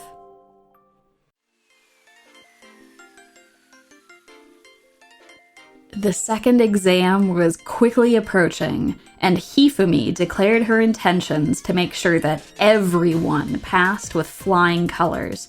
She had stayed up almost all night preparing mock exams with Sensei, but a little lost sleep didn't matter if it meant helping her clubmates pass their tests. She badly wanted to tell the others about the threat of expulsion, but Sensei had insisted that they try to motivate everyone with rewards instead of the threat of punishment, and so Hifumi was determined to find a way to motivate everyone. She'd racked her brain all night thinking about what would motivate her if she wanted to score well on an exam, and inspiration had struck. As the premier Momo Friends Otaku of Kivotos, Hifumi would do anything to secure more limited merchandise from the franchise.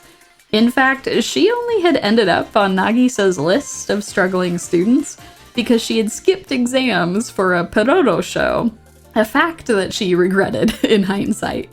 Hifumi was positive that Momo Friends had the power to sway anyone's heart, and so that was what she would present as a prize. Hifumi gathered all the other club members together and produced a gigantic stash of Momo Friends merchandise from her backpack, announcing that whoever did well on their mock exams would win one of these plushies. The reaction of her peers was less than optimal. Hanako, sweet as she was, wasn't sure what to make of the pile of plushies, and Koharu was downright concerned by the otaku shrine. However, everyone was quickly startled by an involuntary squeal. The sound of delight had come from none other than Shirasu Azusa, whose mouth had widened into the largest smile any of them had ever seen. Azusa had never seen this franchise before, but it was love at first sight. Perhaps it was the friendly environment of the club, or that she felt more safe here than anywhere else, but her guard had lowered further than it ever had before. As Hifumi showed off her collection, Azusa could barely contain her excitement. Azusa was all over the plushies, pointing at them with excitement and asking what each of them were called. Initially stunned, Hifumi's surprise quickly turned to exuberance as she realized that someone else might love Momo Friends as much as she did. Sensei, Hanako, and Koharu watched in stunned silence as Azusa fawned over the plushies before finally collecting herself. Hifumi was simply ecstatic. This incentive might not have worked for Hanako or Koharu, but Azusa was utterly enraptured with the Momo Friends plushies, and that was more than enough. The rest of the day was spent on a mock exam and studying for the remaining time. Azusa had felt motivated to pass even before this, but with the promise of a prize on top of everything else, she was studying with more fervor than she thought possible. Azusa's stiff demeanor was quickly giving way as she began calling over Hanako and Koharu at every given opportunity to answer her many study questions. Her exuberance was clearly evident as she thanked her fellow clubmates for their help with a genuine smile. As the day of studying came to a close, Sensei knew they would need to stay up late again making more mock tests, but they were determined to help the remaining two students find the spark that they needed to keep fighting.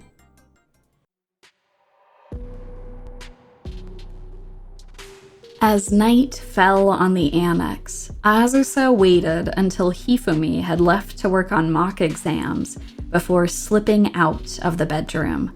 It was time for her rendezvous with Saori, and she wanted to ensure no one followed after her.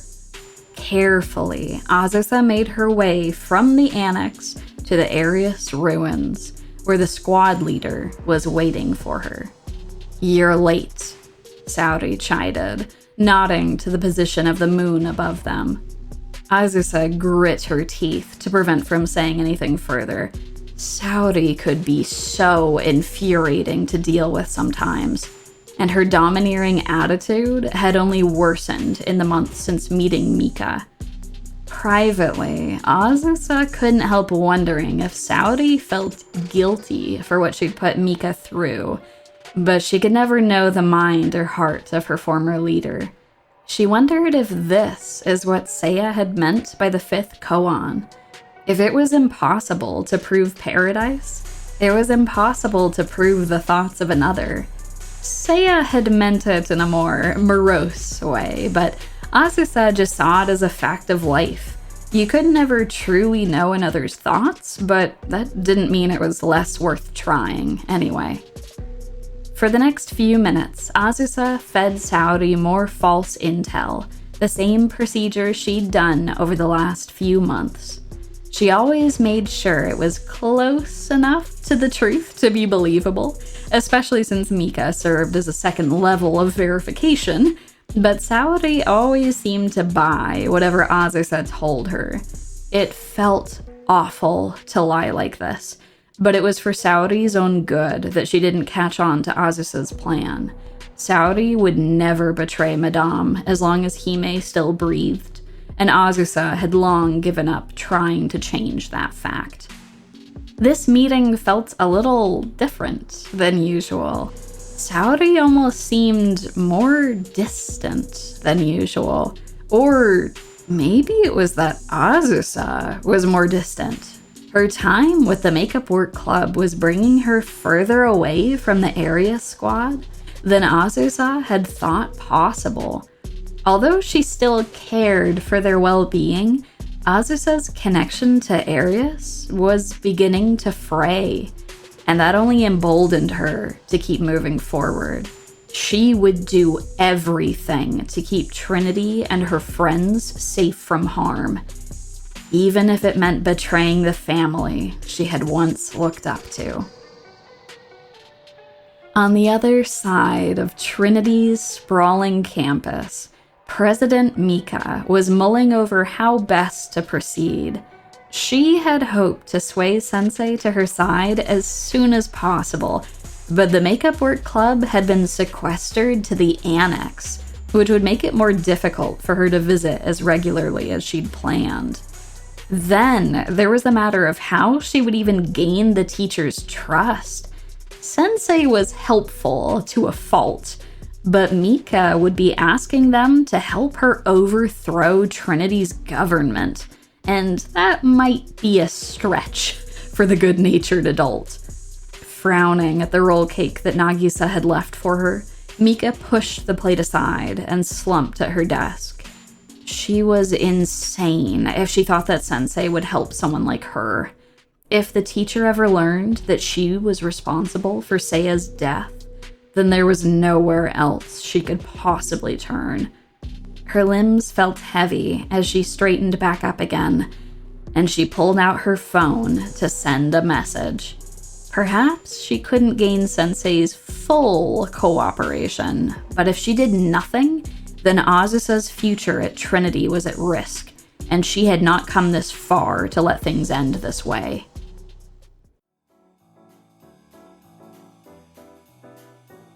The next morning, Sensei woke up groggy from lack of sleep, and as they rubbed the tiredness from their eyes, a notification popped up on their phone. Picking it up to get a better look, Sensei's eyes widened, and they threw on their clothes as quickly as possible.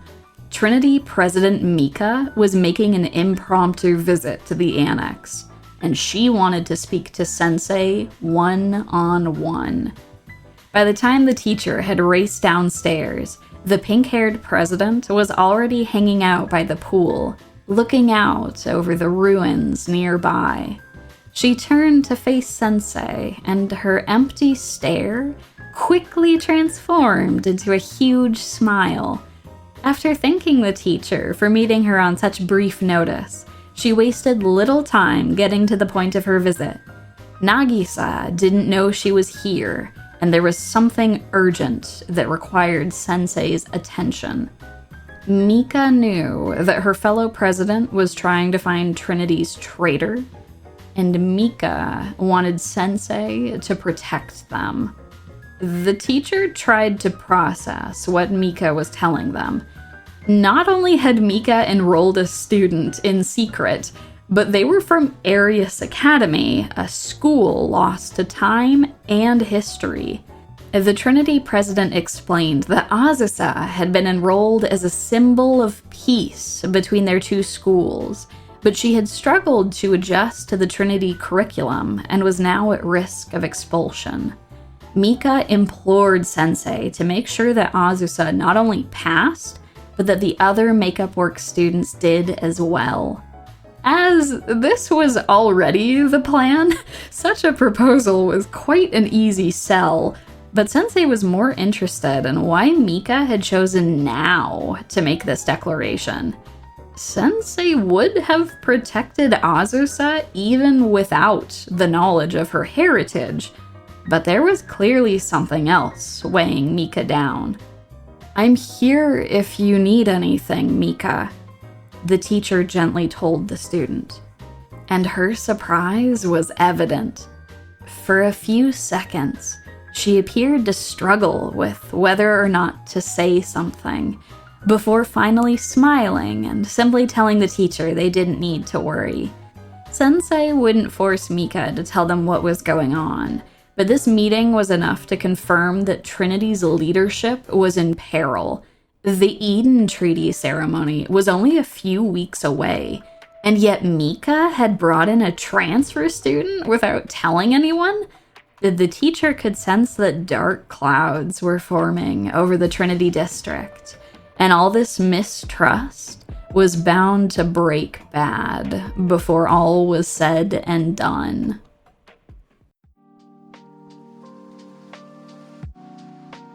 While Sensei was held up in an urgent meeting, the rest of the Makeup Work Club had continued to study fervently, which brought a smile to Urawa Hanako's face. It had been so long since she'd had this much fun. The other girls in the club were delightful to be around, and Koharu was simply irresistible to tease. But as she watched her fellow classmates throw themselves into their studies, she couldn't find that same motivation for herself. Hanako felt like it had been a mistake for her to enroll in Trinity. The classes had been interesting and the coursework engaging, but her quick wit and excellent intuition had earned her the attention of Trinity's most powerful figures, and she despised the culture in which they thrived.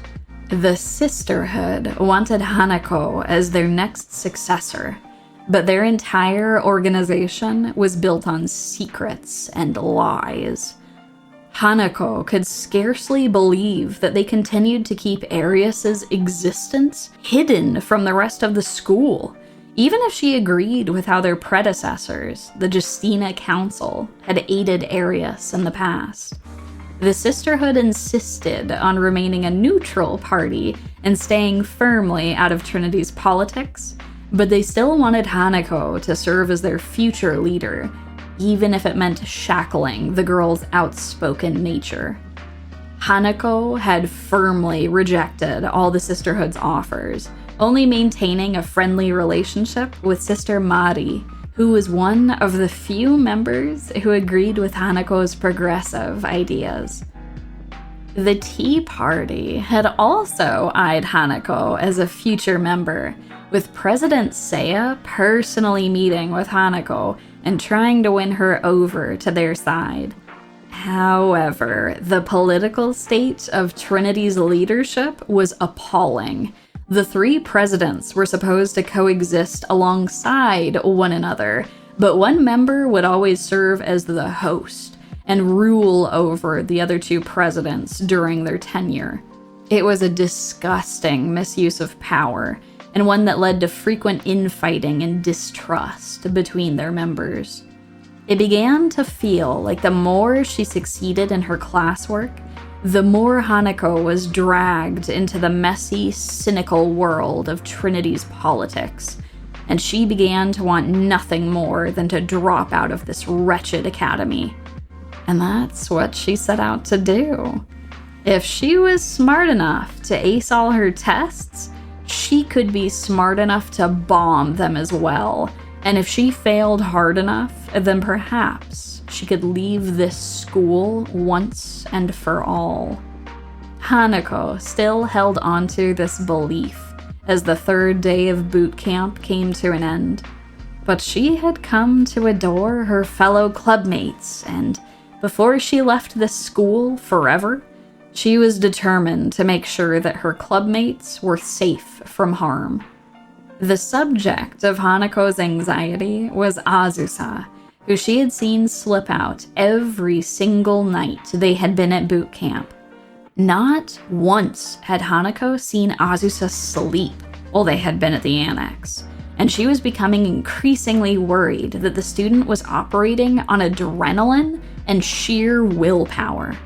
Hanako suspected that Azusa was studying in private, pushing herself to overcome her gap in knowledge and perform well on their upcoming exams.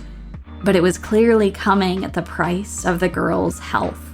Something had to change, and Hanako was determined to make that happen. After their day of studying came to an end, Hanako waited for night to fall before setting out to talk to Sensei. As Hanako neared the teacher's room, she ran into Hifumi, who was on her way to work with the teacher on the next set of mock exams. The hard-working, earnest girl had really grown on Hanako during their short time together, and she felt like this was the perfect opportunity to get Hifumi's input on their situation as well. Together with Hifumi, Hanako went into Sensei's room and explained her concern that Azusa was studying in private and putting her physical health at risk in the process. Such a thought was infuriating to Hanako. Passing exams was certainly a laudable goal, but doing so in exchange for one's health was completely absurd. She pressed Sensei and Hifumi to talk to Azusa and explain that club work was important, but the worst that could happen was that the supplemental lessons failed, and that was a preferable outcome compared to Azusa dropping from exhaustion.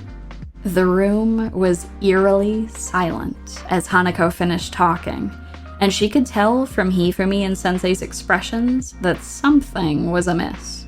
Had her suggestion been too aggressive, or was there something else they weren't telling her? Sensei nodded to Hifumi, and the girl turned to Hanako with a troubled expression. According to Hifumi, if any singular member didn't pass one of their 2 remaining exams, all the students in the makeup work club would be expelled. Suddenly, everything made sense to Hanako. Nagisa was using the makeup work club as a place to confine potential threats to the Eden Treaty and cull them from Trinity's roster as she saw fit. It was a very Nagisa-like thing to do. Hanako had never understood how such a conniving witch like Nagisa could get along with the kind Hifumi, but at least she now had more answers about their situation.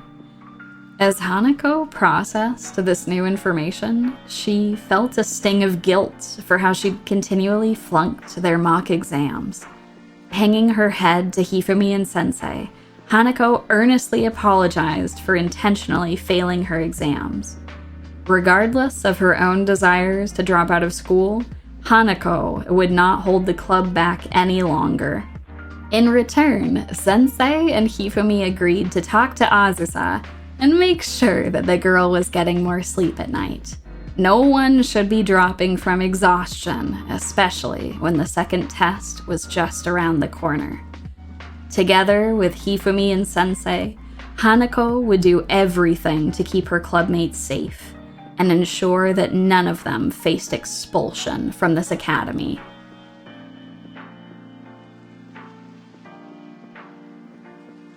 While Hanako, Hifumi, and Sensei came up with a plan to help everyone pass their exams, Koharu was sitting in the bedroom alone, unable to fall asleep and anxiously staring at the wall in front of her. Hanako, Hifumi, and Azusa had all gone off somewhere again, and that left her to anxiously worry about exams in the darkened dorm room. Koharu liked to boast that she was an elite of elites, that she shouldn't even be in the makeup work club with these other students. But truthfully, Koharu was terribly insecure about her abilities.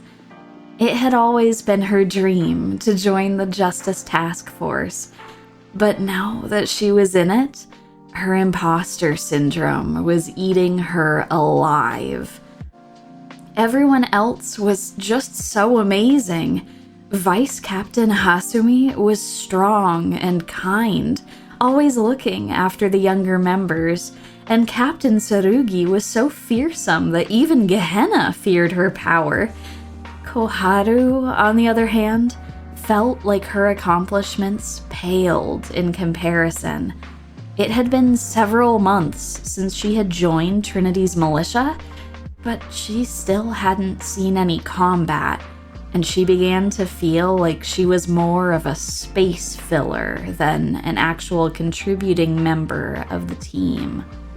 As her insecurities began to grow, Koharu's performance anxiety began to eat her alive.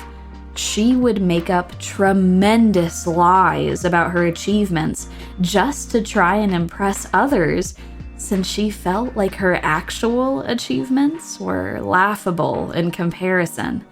She studied harder than she ever had before in order to ace her tests, since that would surely make her a commendable member of the Justice Task Force, if nothing else. But when her exams rolled around, her mind would start to go completely blank as she anxiously fretted over getting a perfect score. The more that Koharu felt like she had to prove her worth, the more her test scores plummeted.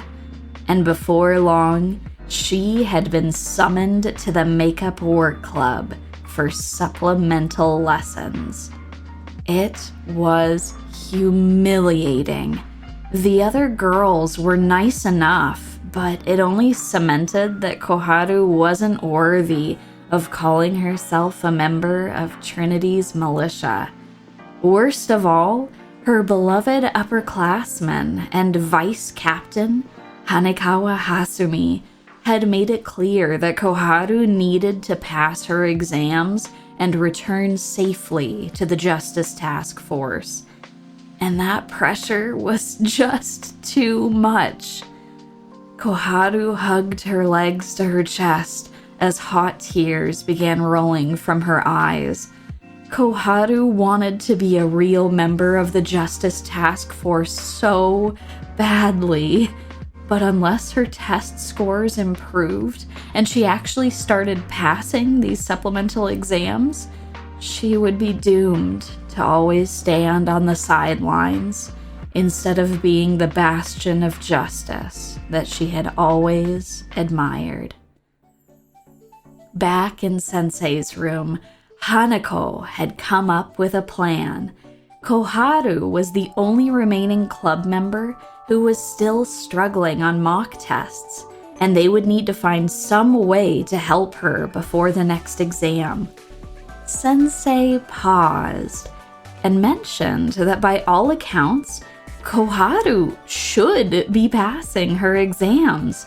The girl studied just as hard, if not harder, than the rest of the other club members, But whenever mock tests rolled around, whatever knowledge she'd previously held would disappear from her brain. And combined with her tendency to exaggerate her accomplishments, it all made Sensei suspect that Koharu suffered from tremendous anxiety about her own self-worth. If they wanted to help Koharu, then they needed to show her that she was just as capable as everyone else in the club. Thinking about what Sensei had deduced, Hanako realized that they might have been going about this all wrong for Koharu. They'd spent every day cramming mock tests and study prep, which only seemed to be making Koharu more anxious about needing to succeed. They needed a change of pace, something to help Koharu see that the stakes weren't quite so high, or rather, not any higher than they had been before. If all the study prep was making Koharu more anxious, then it was time for a change of scenery. Hanako proposed that the Makeup Work Club make an excursion outside as a reward for all their hard work. A night out with friends and some tasty treats seemed like a great change of pace from studying, and they could work on bolstering Koharu's confidence away from the classroom. Nagisa had hoped to confine them to the annex, but Sensei had the authority to take them out for an excursion, as long as the tea party didn't hear about it. After hearing Hanako's explanation, Sensei agreed that a change of pace was a great course of action. They'd have to be careful not to attract any attention while in town, lest Nagisa hear that they had been outside the annex, but it was well worth the risk to get Koharu out of her own head and out into the exciting district. The next evening, the club gathered together with Sensei and cautiously headed into the district. During the day, Trinity was almost uptight with refinement, but at night, the district was more relaxed, with fewer students wandering around and the warm shop lights glittering on the smooth cobblestone. Hifumi was excitedly dragging Azusa around to every storefront they could find, and Hanako was gently trying to bring Koharu out of her anxious shell. After some hesitation, Koharu stated that she would like something sweet, and so Sensei directed the group to a nearby cafe that was selling gigantic parfaits. When the group actually stepped into the cafe, however, they were surprised to find an unexpected face sitting at a nearby table. Hanekawa Hasumi, vice captain of the Justice Task Force, was happily eating 3 entire parfaits by herself. Hanako had never seen the Justice Force vice captain so embarrassed, and as Koharu asked why Hasumi was breaking her diet, it suddenly became clear to her that Nagisa's suspicion of Hasumi was severely misplaced. Koharu explained that the meeting between the Justice Force and the Gehenna Student Council had only ended in chaos due to President Makoto's coarse personality and the president's rude comments over Hasumi's weight. Nagisa had never asked for Hasumi's side of the story and had assumed that she would sabotage the Eden Treaty of all things, when in reality, the only grudge Hasumi held was directed at Makoto personally. If this was the case, then Koharu should have never been made a pawn in Nagisa's plans, and that only aggravated Hanako further. Once they passed their exams, Hanako resolved to give Nagisa a verbal berating that she would never forget. Pushing aside her future plans, Hanako returned her attention to the present, where Hasumi was desperately trying to change the subject from her late-night snacking. Hifumi was explaining how Koharu's grades on their mock exams had been steadily improving, and she would be passing them in no time. A proud grin spread across Hasumi's face as she heard this, and she began showering praise on her Justice Force underclassmen.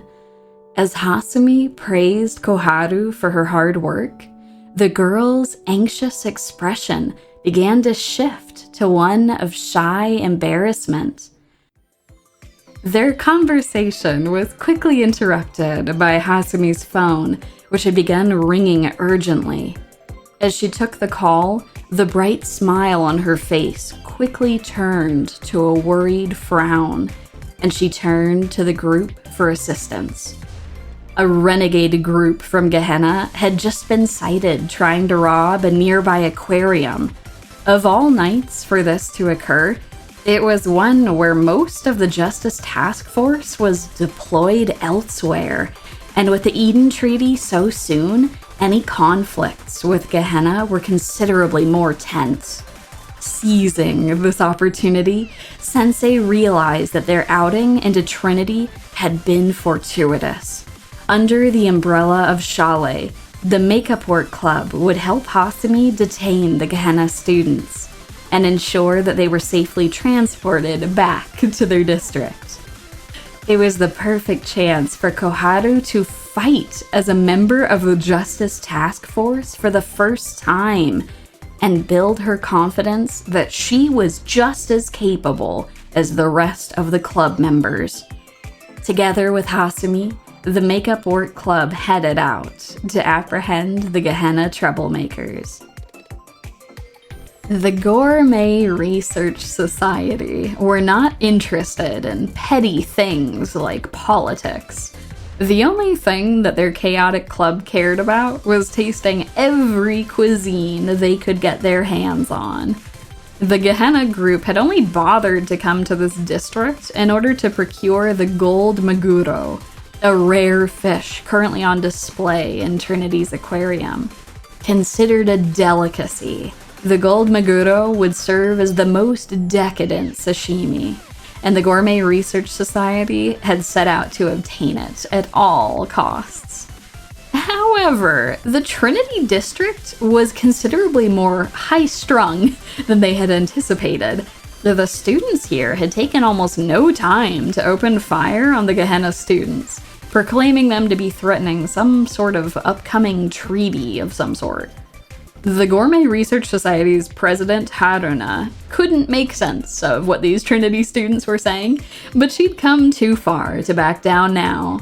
Her fellow club members Izumi, Akari, and Junko had successfully secured the gold maguro, and once they escaped this hostile district, they could force, or rather request, that Gehenna's premier chef, Fuka, prepare the most delicious sashimi for them. Actually, escaping from Trinity, however, proved more difficult than Haruna planned, as they were quickly cornered by a group of Trinity students led by Sensei, of all people, as well as the vice captain of the Justice Task Force. The Gourmet Research Society put up as valiant of a fight as they could, but with Sensei's tactical guidance, they quickly found themselves outclassed. Almost as quickly as the battle had begun, the Gehenna troublemakers were safely apprehended. Hasumi thanked the Makeup Work Club profusely for their assistance, heaping additional praise onto Koharu for how well she'd handled herself in the fight. If the girl could smile any bigger, her face would practically burst. For the first time since she joined Trinity's militia, Koharu actually felt like she belonged amongst its ranks. She had fought in her first real battle alongside Vice Captain Hasumi, no less. Koharu felt her confidence beginning to outweigh her anxiety. She had been desperately trying to prove herself as a member of the Justice Task Force, but in reality, she had been admitted to the Justice Task Force for a reason. She belonged there, and she could finally see that for herself now. She didn't need to ace these tests to be a part of the Justice Task Force. All that she needed to do was simply pass, and that would get her back to fighting alongside Hasumi as soon as possible. This excursion into the district had gone better than anyone could have hoped, and now all the pieces were falling into place. All the Makeup Work Club members were fully motivated and ready to pass these exams.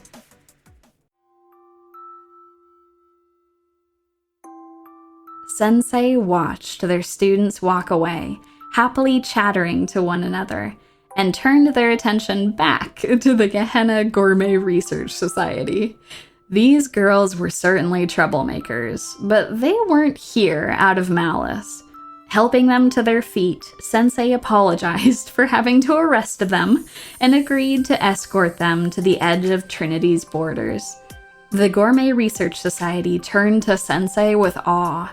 They had expected to be held in a Trinity detention center, perhaps indefinitely, but the teacher was determined to get them back to Gehenna with as little trouble as possible.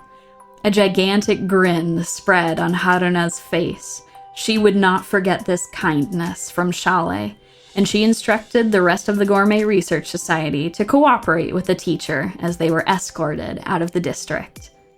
At the edge of Trinity's border, Sensei was startled to see a Gehenna ambulance waiting for them, but the teacher quickly realized that Gehenna had sent their most neutral organization, the Medical Emergency Club, to safely retrieve the troublemakers without aggravating tensions with Trinity.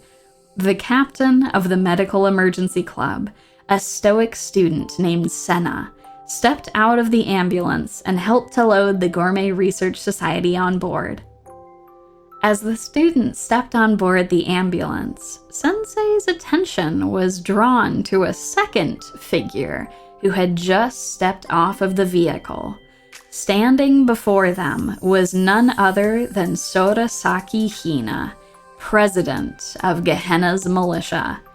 It had been weeks since Sensei had last spoken to the head of the prefect team, but the teacher felt a wave of relief at the sight of the student.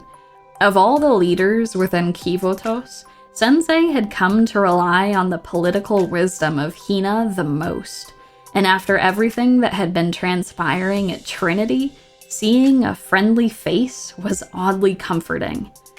Hina helped to ensure the Gourmet Research Society was securely loaded onto the ambulance before stepping over to the teacher.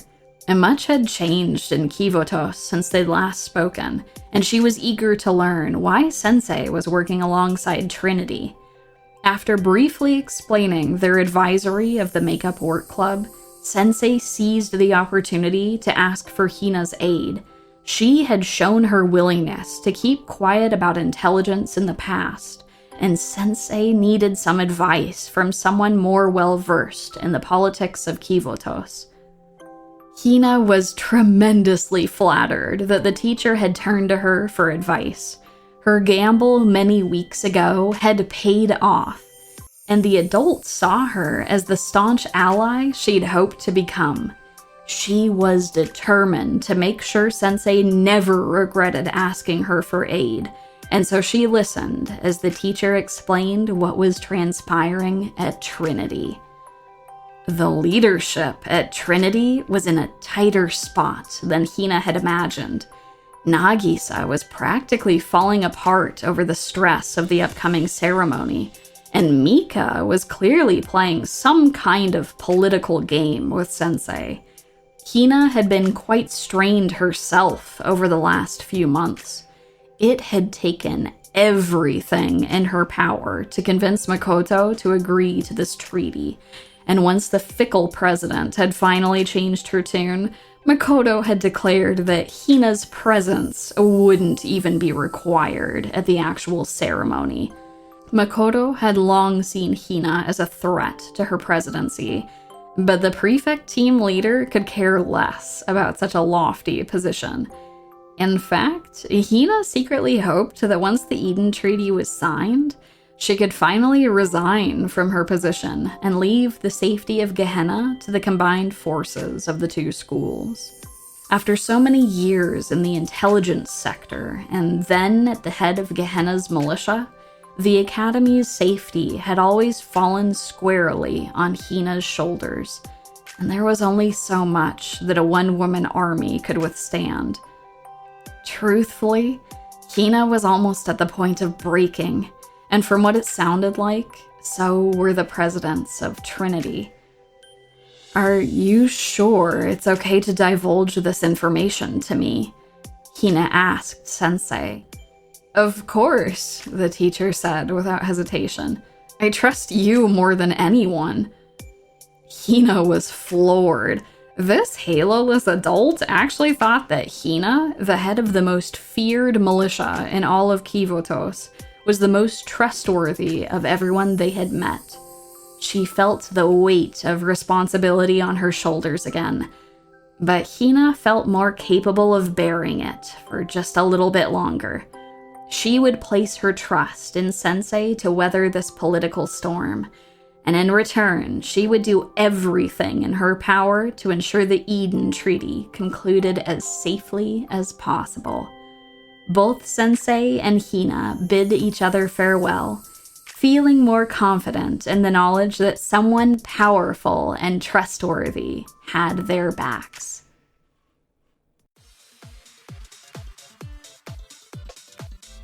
With renewed determination and the motivation to press onward, the Makeup Work Club took another mock exam, and for the first time, every single student passed. Azusa managed to get the second highest score, and Hifumi presented her friend with the promised prize, the scholarly Professor Pedoro plush. Azusa clutched the hard-earned plushie to her chest and smiled at Hifumi, saying that she would cherish this prize forever, leading to Hifumi wrapping Azusa in a gigantic hug. Everything was looking up. The official second exam would be held the next day, and with how well the group was scoring, any threats of their expulsion was looking less likely by the hour. Sensei had just one last stop to make before the day ended. Nagisa had requested a status report on the boot camp, and the teacher was not about to leave her hanging. The trek back to the Tea Party Terrace was a long one, but Sensei finally made it to Trinity's headquarters, where Nagisa was eagerly awaiting information on who was the leading suspect for Trinity's traitor. After collecting themselves for a moment, Sensei announced that none of the students were a threat to the Eden Treaty, and they would personally ensure that all 4 girls passed their exams the next day. A shadow slowly grew over the Tea Party host's face, and a small, crooked smile tugged at the corner of her mouth. She proclaimed that Sensei was an optimistic fool to blindly trust their students. It was impossible to ever fully trust another person, and Sensei should know better than to hold on to such idealistic notions. If Sensei wouldn't find the traitor for her, then she would have to take matters into her own hands. Sensei's heart dropped as the words left Nagisa's mouth. They had drastically miscalculated Nagisa's mental state, and instead of assuring her that there was no reason to fear a traitor, she had only been emboldened to snuff any threats out. Nagisa couldn't change the contents of the exam per the Makeup Club rules, but she could shift the test's location and the score needed to pass.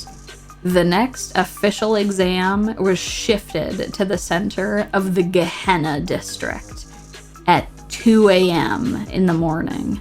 The Makeup Club students would need to pass with a 90%, if they could even make it to the exam site. Nagisa had truly reached absurd levels. She had become so obsessed with finding a traitor, she had forgotten what was most important: ensuring that the Eden Treaty was successful. But her paranoia had taken over her better judgment, and all that mattered was expelling the traitor from Trinity, even if it meant moving the exam to Gehenna and risking the entire Eden Treaty. As Nagisa made her proclamation, Sensei knew they would have to pull out all the stops to make up for their miscalculation. They would not let Nagisa win here, even if it meant infiltrating Gehenna and making it to this absurd test site. Sensei considered asking Problem Solver 68 or the Abydos Task Force for their aid, but both sets of students were too far away to get here in time, and time was of the essence as they raced to the testing ground. As the Makeup Work Club students ran to the Gehenna district, Sensei made some calls to the only students crazy enough to help them infiltrate their own school. The Gourmet Research Society were only too delighted to answer the teacher's call. With the help of Gehenna's most prolific troublemakers, Sensei and the Makeup Work students were soon racing down the streets of Gehenna, avoiding the mortars and flamethrowers of the Hot Springs Development Club. No one had any idea why the Hot Springs Club were wreaking havoc on the district this late at night, but it was said that wherever there were hot springs to be found, the Hot Springs Club would dig for it. With force, if necessary. And Sensei suspected that Nagisa had made an anonymous tip to spring the overactive club into action. The Trinity president had succumbed so completely to paranoia that she was willing to trick a Gehenna club into wreaking havoc on their own district, all so that it would be even more difficult for the Makeup Work Club to make it to this absurd test location. The Hot Springs students had certainly made it more difficult and more dangerous to infiltrate the district, but with the quick transportation provided by the Gourmet Research Society and poor Fuka, who had been once again dragged along, the Trinity students had largely avoided the blockade of Hot Springs students. The Makeup Work Club had come too far for Nagisa to win here, and Sensei would do anything to make sure they got to that testing site on time. Whether or not they passed the new required score would be up to them, but they would at least ensure that they had the opportunity to try.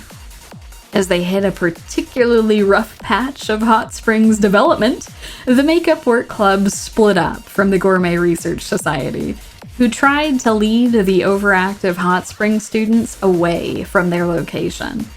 Everyone had made it to the center of Gehenna in one piece, and all they needed to do now was get inside the testing site building. Nagisa, however, had different plans for them. In one last act of defiance, she had given the location of the testing site to the Hot Springs Club as a prime location for development. And despite the best efforts of the Gourmet Research Society, they were unable to prevent all Hot Springs members from reaching the testing location. 2 members of the Hot Springs Club excitedly hurried to the testing site, and with their extensive explosives, they leveled the building in search of their elusive hot springs, completely burning up all the exams inside. Back at Trinity, Mika was positive that Nagi had officially lost her mind. Nagi had no jurisdiction to set the testing site in Gehenna, much less when tensions were so high before the Eden Treaty. Had she even considered what would have happened if Sensei had been injured by the Hot Springs Club without possessing a halo to protect them? Mika had worked too hard to let Nagisa destroy everything now, The Eden Treaty needed to happen so that Gehenna's leadership would convene in one place.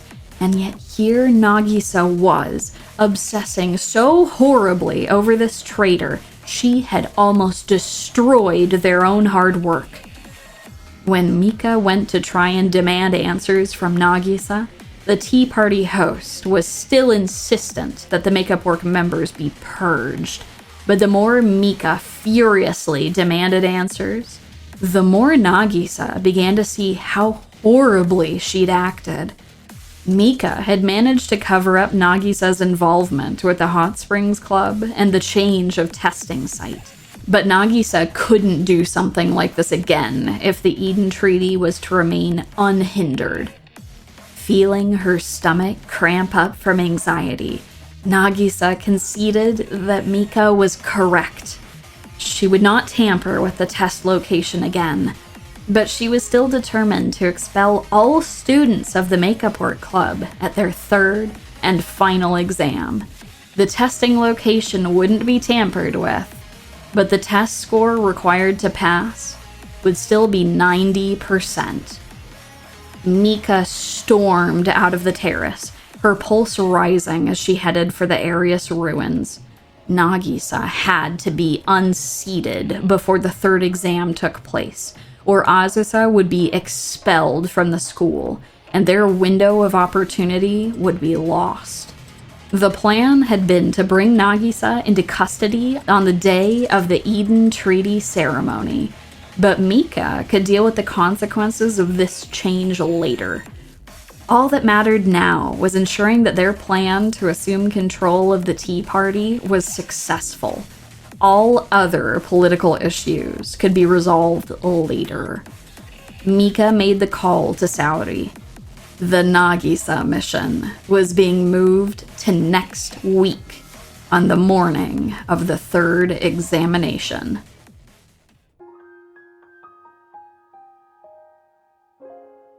After the resounding failure of the second exam, the Makeup Work Club was completely demoralized. They had worked so hard to pass their test, and Nagisa had tipped the scales so completely against them that it seemed impossible to overcome. Sensei had been unable to reach either Nagisa or Mika after the second exam, which was even more concerning, but no news was good news as far as they were concerned. In the worst case scenario, where the students were expelled, Sensei would take all 4 students under their protection at Chalet, but the teacher was determined to avoid that if at all possible.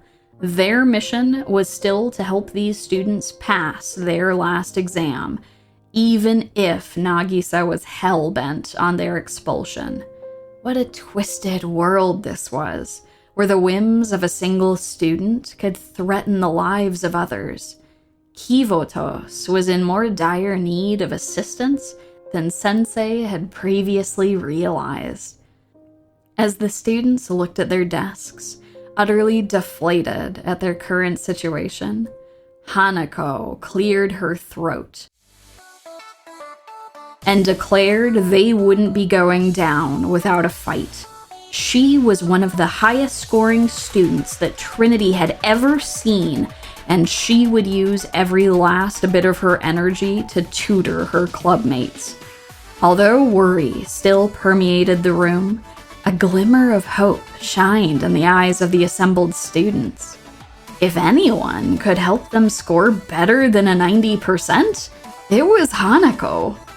With renewed determination, the Makeup Work Club assembled for their last week of studying before the final exam, and threw everything they could into improving their scores.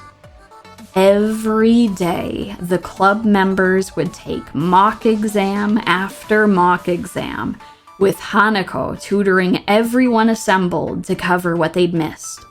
Every night, Sensei would compile more tests and questions for them to review. It was the most grueling week of studying that any of them had ever attempted. And yet, Against all odds, it was beginning to pay off. Bit by bit, test by test, the girls' scores were improving, and they were beginning to pass the required threshold. Hanako's scores were now a solid 100%, and soon Azusa, Hifumi, and Koharu were past 90% as well. As Sensei read their mock test scores aloud, the room filled with the most excitement they'd felt all week. And the teacher felt like a teacher again. Their tenure in Kivotos had been filled with gunfights, political treachery, and a government run by students. And yet, after all this time, they realized how much they had missed simply working in a classroom. Perhaps, once this ordeal was all settled, they could host lessons at the chalet office. Everyone's spirits were at their highest as the fateful final exam approached. But Azusa felt like things were going a little too well. She hadn't heard anything from Saori in almost a week, and the radio silence was disconcerting. When she finally received a signal the night before the final exam, it felt like her suspicions were about to be confirmed.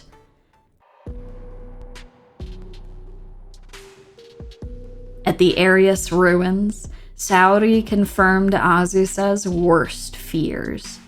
The day of Nagisa's assassination had been moved up to the morning of the final exam. It felt like all the blood had drained from Azusa's body. How could Madame change such an important date so quickly? Was Nagisa such a threat that Mika was willing to claim power weeks before the Eden Treaty? Azusa pushed back on Saori's statement, stating that her preparations were incomplete and changing the date posed a tremendous risk to everyone involved. But Saori wouldn't budge. She stated that Azusa only needed to trust her training, and that by sunrise tomorrow, the course of history would be changed forever. Seeing Azusa's hesitation, Saori stepped forward, and of all things, her voice became softer. I know you can handle yourself, Azusa, just like you did with Seia. A twist of guilt and frustration welled up in Azusa, but she pressed it down.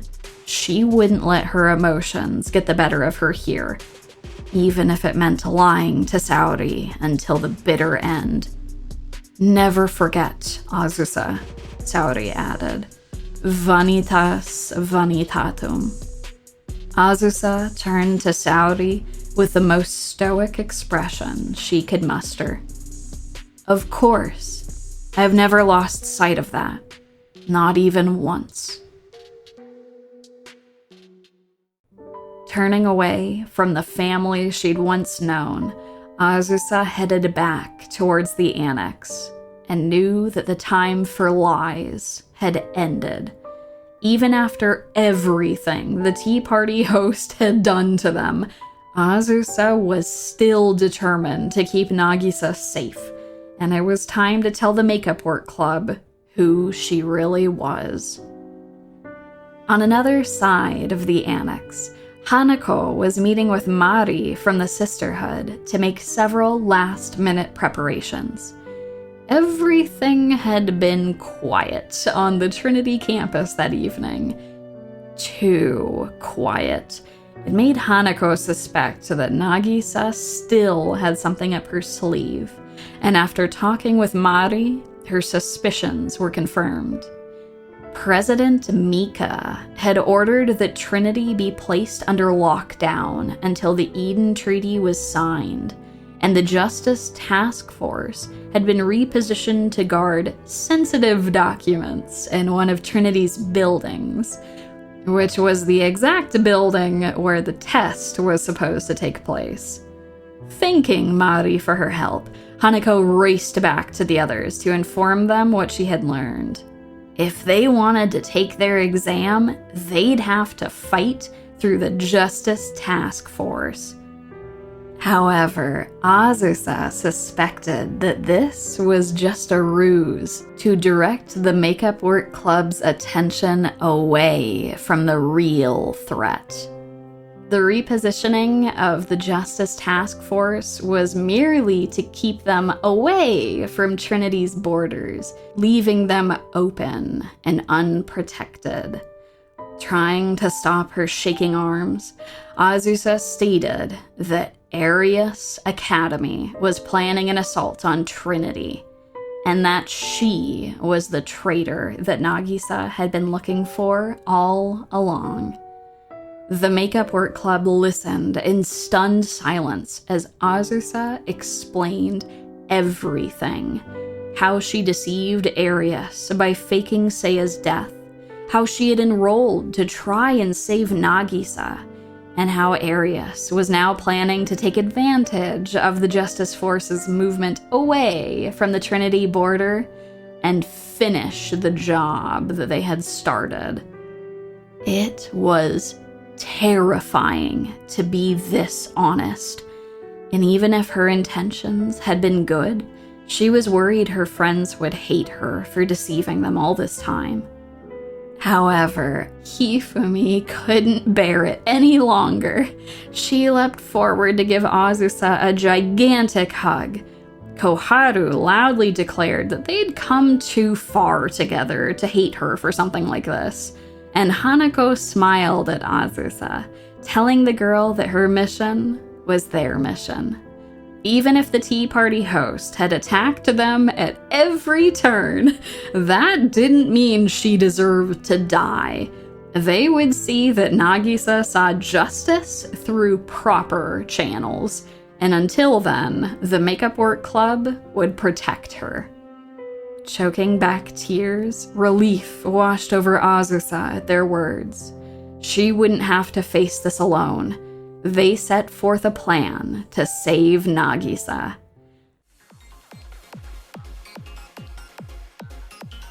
They had less than 12 hours until the exam. Knowing that the Justice Task Force would be preoccupied elsewhere, Hanako reached out to the only other organization that could help them, and offered to make them the deal they had been waiting for. Hanako told the Sisterhood that if they helped defend Nagisa against the forces of Arius, then she would do anything they asked, even if that included serving as the next leader of the Sisterhood. It was still a gamble, but Hanako hoped it was enticing enough to get the neutral Sisterhood to come out of the shadows and finally pick which side they were willing to fight for. Nagisa's current location was unknown to the student body, but Hanako had once been a serious candidate for the Tea Party, and through her friendship with Seia, she had memorized all the panic rooms and their rotations on Trinity's campus. Nagisa was almost certainly in her secret penthouse, where she would have a personal guard keeping her safe. But with Sensei and the Makeup Work Club members together, they could easily reach her before Arius did. Their plan would be unconventional. It would require knocking out the Tea Party host before she could have the Makeup Work Club arrested for intruding in her penthouse, after which the Makeup Work Club would prepare an ambush for Arius. It was their best shot at ending this power struggle once and for all. In a secluded corner of the Trinity campus, Nagisa was trying to soothe her nerves with a cup of tea, but no matter what she did, her stomach continued to cramp from anxiety. Mika had always poked fun at her for this, but she really did feel ill whenever her nerves were frayed, and now was the most anxious she had ever been. Mika might not have been the host, but she still had tremendous power as a Trinity president, and she had ordered the Justice Task Force to deploy at the Makeup Work Club's testing location. On any other occasion, Nagisa would have been relieved at Mika's quick thinking, but the campus had also been sent into lockdown, and no matter what Nagisa did, she couldn't get a hold of her fellow president. Fearing that something had happened to her, Nagisa did the only thing she could think of. She went into hiding herself. It felt so cowardly to hide away like this, but Nagisa's paranoia was eating her alive. Startled cries echoed from the hallway outside, and Nagisa heard the Justice Force guards slump against the door. She clutched her teacup more tightly as the door burst open, revealing Hanako and Azusa on the other side. "I knew it," she proclaimed, trying to hide the shaking of her hands. "So there wasn't one traitor, but two instead." "No, Nagisa," Hanako snapped. "How could you constantly be so blind?" Hanako motioned to Azusa, who took the opportunity to knock Nagisa out with a 5.56mm round straight to the chest. In any world outside of Kivotos, this would have left more than just a bruise on the Trinity president, but it would take more than that to seriously injure her. For now, she had merely fallen unconscious as planned. Now they would wait for Arius to realize that Nagisa had been moved and come to the ambush that the Makeup Work Club had set for them. Now was Azusa's time to shine. She had taken the time to set up an elaborate series of traps around their base of operations, and as soon as the Arius soldiers approached to reclaim Nagisa, they were quickly incapacitated by the grounded explosives. Azusa knew how they operated and trained, and without Saori and the rest of squad present, it was hardly a challenge to incapacitate the students from her old school. Everything was going just as they planned, until they heard the sound of heels walking in behind them.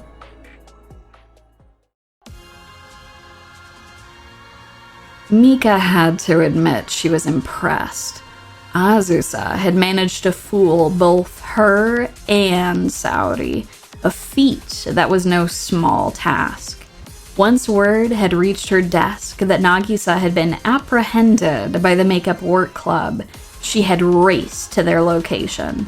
If Arius somehow managed to overpower the club and regain Nagisa first, then they might try to destroy her halo.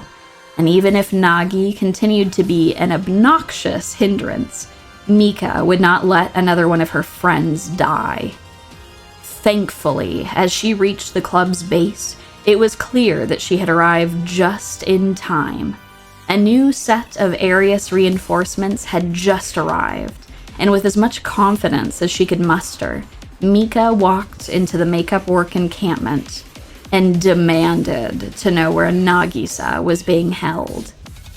With Arius reinforcements filling in behind her, Mika was determined to be the victor of this story, and the Makeup Work Club was the last thing standing in her way. It was a shame that she wouldn't be able to sway Sensei to her cause, but that was something she would have to deal with later. Even if a Sensei was an excellent tactical commander, it would only be a matter of time before Mika had crushed the club beneath her heels, and she would finally seize control of the Tea Party and wipe Gehenna from the face of Kivotos. Yes, that was it. She loathed Gehenna from the depths of her heart. That was the reason she had done all this, right? Something prickled at the back of her mind, threatening to unravel her thoughts, but she stuffed it away as quickly as she could. As one of the physically strongest students in all of Kivotos, she had easily made it past Azusa's explosive traps. Mika stepped forward, raising her weapon to begin firing on the club, and was promptly interrupted by gunfire from nearby. Turning her head to see where the surprise gunfire had come from, she locked eyes with the entirety of the Sisterhood, who had just marched into the building. Today really was full of surprises. The Sisterhood had remained a neutral party within Trinity for hundreds of years, carrying on the long tradition of their Justina Council ancestors. They never involved themselves with politics, but clearly someone had called in a favor, and they were now here to put an end to Mika's plots. Misono Mika of the Tea Party, proclaimed Sakurako, leader of the Sisterhood. You are under arrest for attempting and instigating harm to your fellow Tea Party members. A grin broke out across Mika's face as she charged into the fray. She wasn't the muscles of the Tea Party for nothing. There were few in Kivotos who could stand toe-to-toe with her, and she was ready to flex those muscles. However, the Sisterhood were a tremendous force to behold. As they pressed the advantage of their numbers, Mika was finding herself pushed backwards, wincing at the oncoming gunfire. She hadn't felt this much physical pain in years. It was actually impressive how much of a fight they were putting up. As they reloaded their weapons to continue firing, Mika took a moment to catch her breath before speaking. I can't believe you didn't flinch after Seiya's death, Mika spat at the Sisterhood. Yet you decide to get involved now. What a cruel joke. As the words left the president's mouth, everything suddenly made sense to Hanako.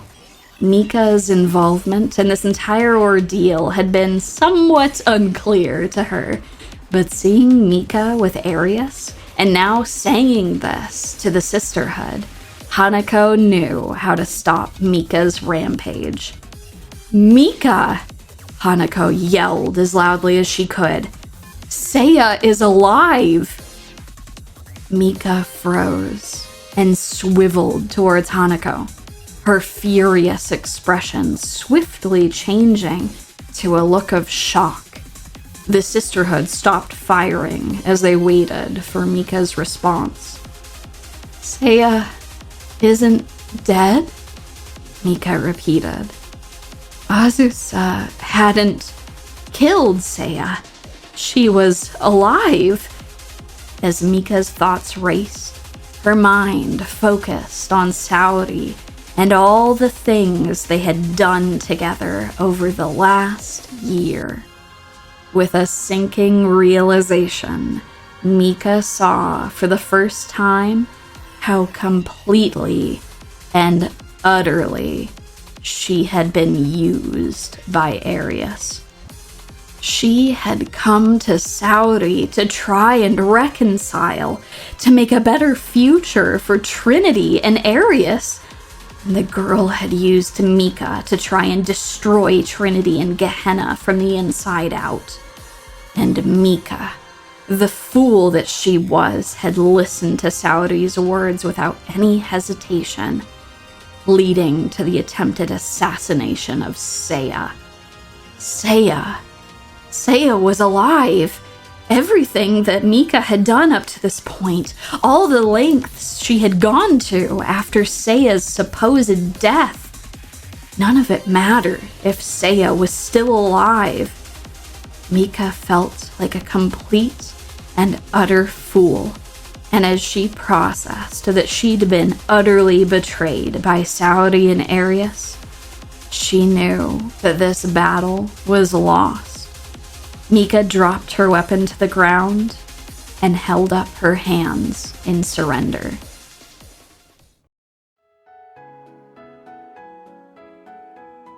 With the help of the Sisterhood, Mika was taken into Justice Task Force custody, where she would be held until her official sentencing from Trinity. The area soldiers had scattered before they could be captured, but Trinity was now on high alert for any appearances at the old ruins or the district border. After successfully protecting Nagisa from assassination, the Makeup Work Club realized they still had an exam to take, and so they raced to their test location, almost missing the deadline to start, but still making it just in time. Sensei awaited outside nervously, but when the girls emerged from their tests with huge smiles, it seemed like any worries were unwarranted. After everything they had been through together, going through hell and back to save Nagisa and the Eden Treaty, the Makeup Work Club had all successfully passed their third and final exam. After the events of the Makeup Work Club, tremendous changes were taking place within Trinity's hierarchy.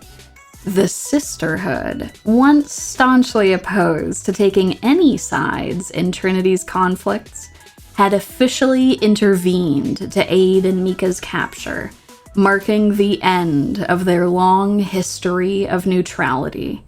The head of the Sisterhood, Utazumi Sakurako, had taken up Hanako's bargain, and the ancestors of the St. Justina Council would now be more involved with Trinity's politics than ever before.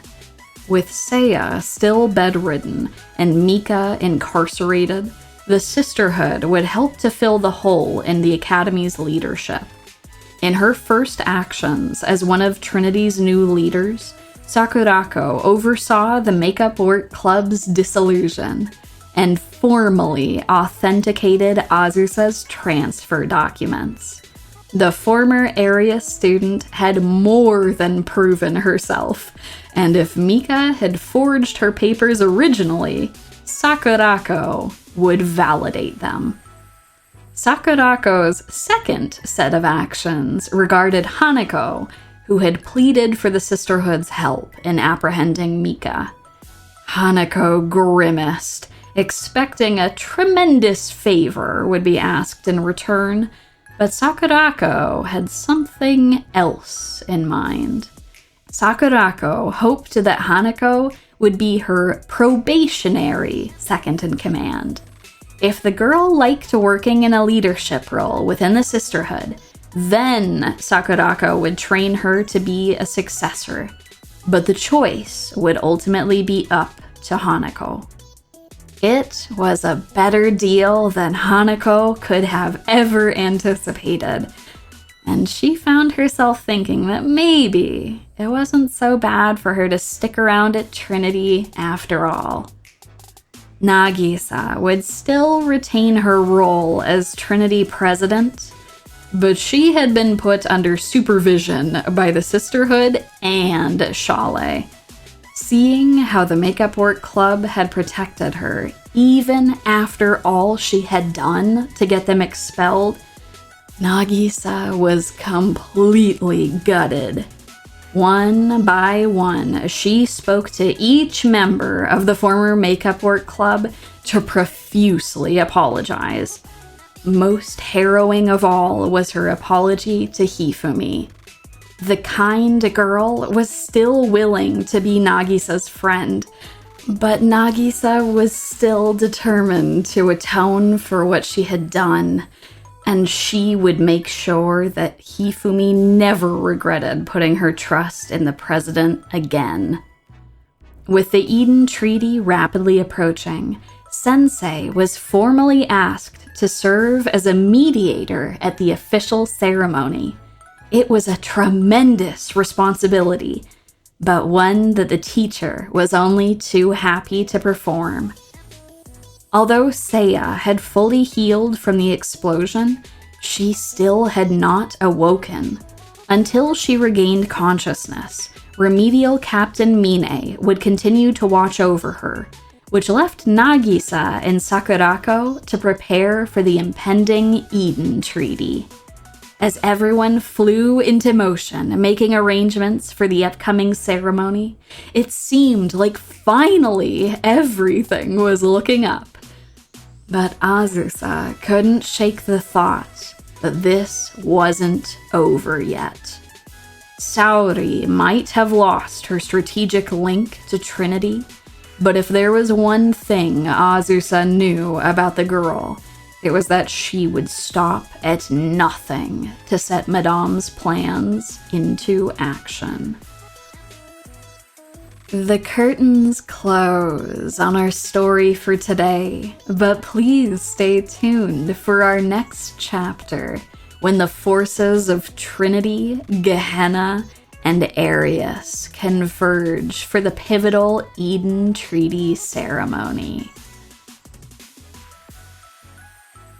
Thank you for spending time with me and learning about Arius, Trinity, and how the Makeup Work Club was twisted between the two of them.